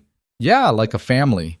Sophie threw her arms around Mia's neck, hugging her so tight it almost hurt. Okay, let's do it. Moving day came 2 weeks later on a Saturday morning. Ethan had hired professional movers. Mia had argued, he'd insisted. She'd eventually given up because some battles weren't worth fighting. Watching strangers pack up her entire life into boxes was surreal. Everything she owned fit into one small moving truck. 8 years of struggling, surviving, building a life for Sophie, all of it condensed into cardboard and tape. Mrs. Martinez cried when they said goodbye. You come back and visit. You hear me? This building won't be the same without you two. We will, I promise. Mia hugged her, this woman who'd walked Sophie to school and watched her when Mia worked late and never once asked for anything in return. Thank you for everything. You're good people, Mia Harper. Don't let anyone tell you different. The penthouse felt enormous with their boxes scattered across it. Sophie ran through the rooms, shrieking about how big everything was while James followed behind her, quieter but obviously excited. This is really happening, Mia said, standing in the middle of what would be their bedroom, hers and Ethan's, shared, permanent. Having second thoughts? Ethan asked from the doorway. More like 80th thoughts. That's fair? He crossed to her, pulling her close. But we're doing this. Together. Together is terrifying. Together is also the best chance we've got. They unpacked slowly over the next few days, making space for Mia and Sophie's things among Ethan's expensive furniture and minimalist decor. Sophie's crayon drawings went up on the walls. Mia's thrift store dishes mixed with his designer ones. The apartment slowly transformed from a showpiece into something that actually looked lived in. The first real fight came 3 weeks after moving in, over something stupid that wasn't actually stupid at all. Mia came home from the foundation office to find Ethan had bought Sophie an expensive laptop for her schoolwork without asking first. You can't just buy her things without talking to me, Mia said, trying to keep her voice level while Sophie was in the other room. She needed a computer. I got her one. She had a computer, the one I bought her. That thing was 6 years old and barely worked. It worked fine. Mia. Oh, no. She set down her bag harder than necessary. You don't get to make decisions about my daughter without consulting me first. I'm her mother. That doesn't change just because we live here now. Ethan's jaw tightened. I wasn't trying to undermine you. I was trying to help. By making me feel like I can't provide for my own kid? That's not what this is about. Then what is it about? It's about me seeing something that would make her life easier and having the means to fix it. He ran a hand through his hair, frustrated. I know you need to feel independent. I get that. But sometimes letting someone help isn't the same as admitting defeat. Easy for you to say. You've never had to worry about someone thinking you're only valuable for what you can be given. The words hung between them, sharp and revealing. Ethan was quiet for a moment. You're right, I haven't, and I'm sorry if buying the laptop made you feel that way. He moved closer, but didn't touch her. But Mia, you're not with me because I buy things. I know that. Sophie knows that. The only person who doesn't seem to know that is you, because I've spent my entire adult life being told I'm not good enough, that I'm poor and stupid and only valuable if someone decides to rescue me. Her voice cracked. And now I'm living in a penthouse with a man who can solve most of my problems by writing a check, and I'm terrified that one day you're going to realize I'm not worth the trouble. That's never going to happen. You don't know that. I do. He closed the distance, his hands framing her face. Because you're not trouble. You're the best thing that's happened to me in years. And yeah, I have money. I'm going to use it to make our lives easier when I can. But that's not why you're here. You're here because I love you, because our kids love each other, because we're building something real. Mia felt tears slip down her cheeks. I'm scared. I know, me too. What are you scared of? That I'm going to mess this up. That I'll say the wrong thing or do the wrong thing, and you'll decide I'm just another rich guy who doesn't understand real problems. His thumbs brushed away her tears. That one day you'll wake up and realize you deserve someone who didn't need tragedy to teach them empathy. The honesty of it broke something open in her chest. We're both kind of a mess, aren't we? She whispered. Absolutely, but we're a mess together. He pressed his forehead to hers. Can we make a deal? You tell me when I'm overstepping. I'll try to ask before making decisions about Sophie, and we both accept that we're going to screw up sometimes, but we're doing this anyway. That's a terrible deal. It's the only one I've got. Despite everything, Mia almost laughed. Okay, deal. But the laptop thing, next time, ask me first. Next time, I'll ask first. They stood there in the bedroom that was slowly becoming theirs, holding each other while their kids played in the other room, and Mia let herself believe that maybe imperfect was okay. Maybe love didn't have to be smooth or easy or without conflict. Maybe it just had to be real. The Foundation's first graduation ceremony happened in August, 6 months after it had launched. 23 participants had completed their programs, GEDs, nursing certificates, IT training, all of them ready to start new careers that paid actual living wages. Teresa was among them, now certified as a nurse's assistant and already hired by a hospital in Brooklyn.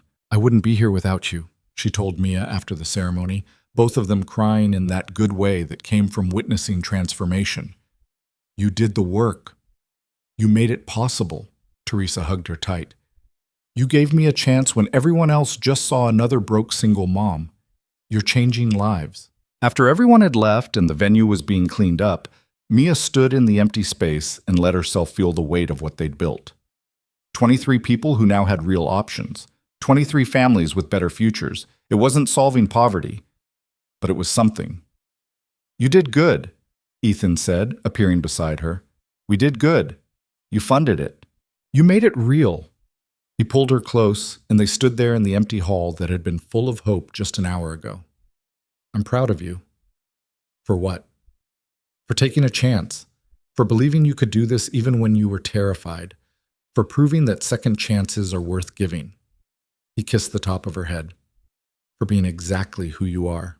That night, after Sophie and James had gone to bed, Ethan found Mia on the penthouse balcony overlooking the city. The lights spread out below them, millions of lives being lived in the spaces between struggle and success.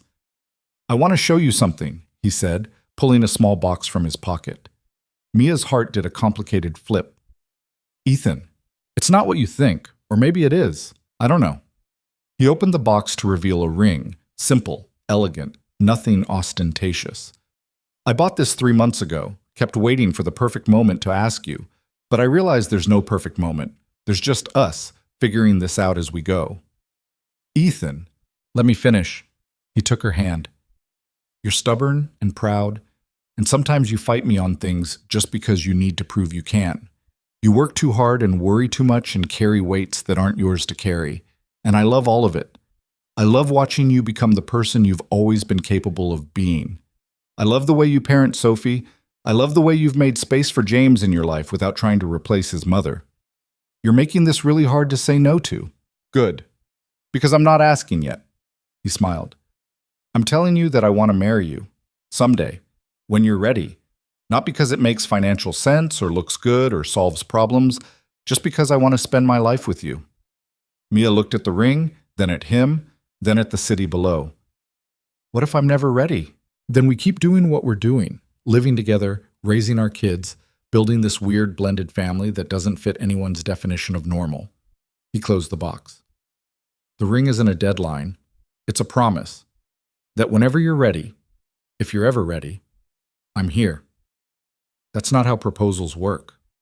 Nothing about us has worked the way it's supposed to. Why start now? Fair point. Mia took the box from him, holding it carefully. Can I think about it? Take all the time you need. What if I say no?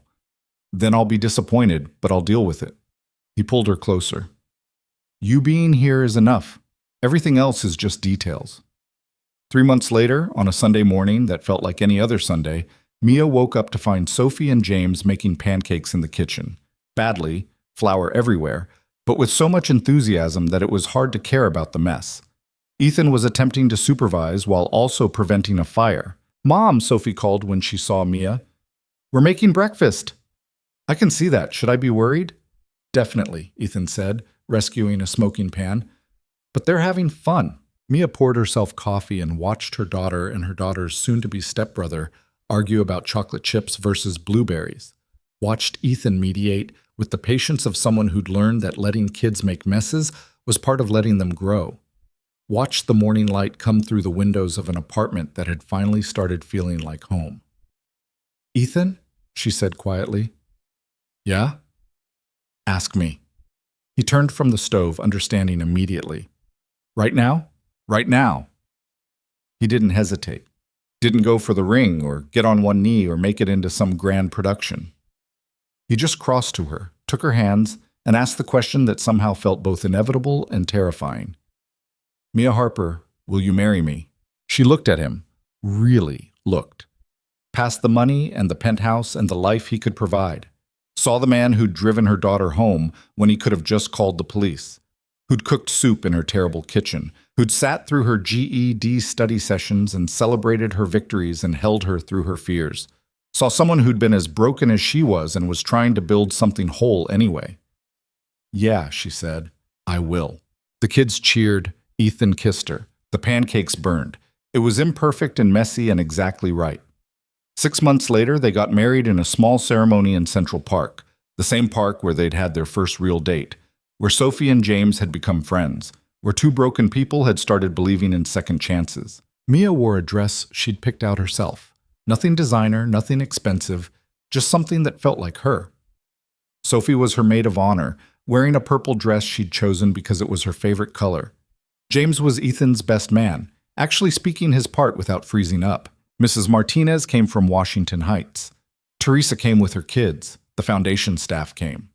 A handful of Ethan's actual friends, the ones who'd stuck around when he'd stopped caring about their approval, showed up too.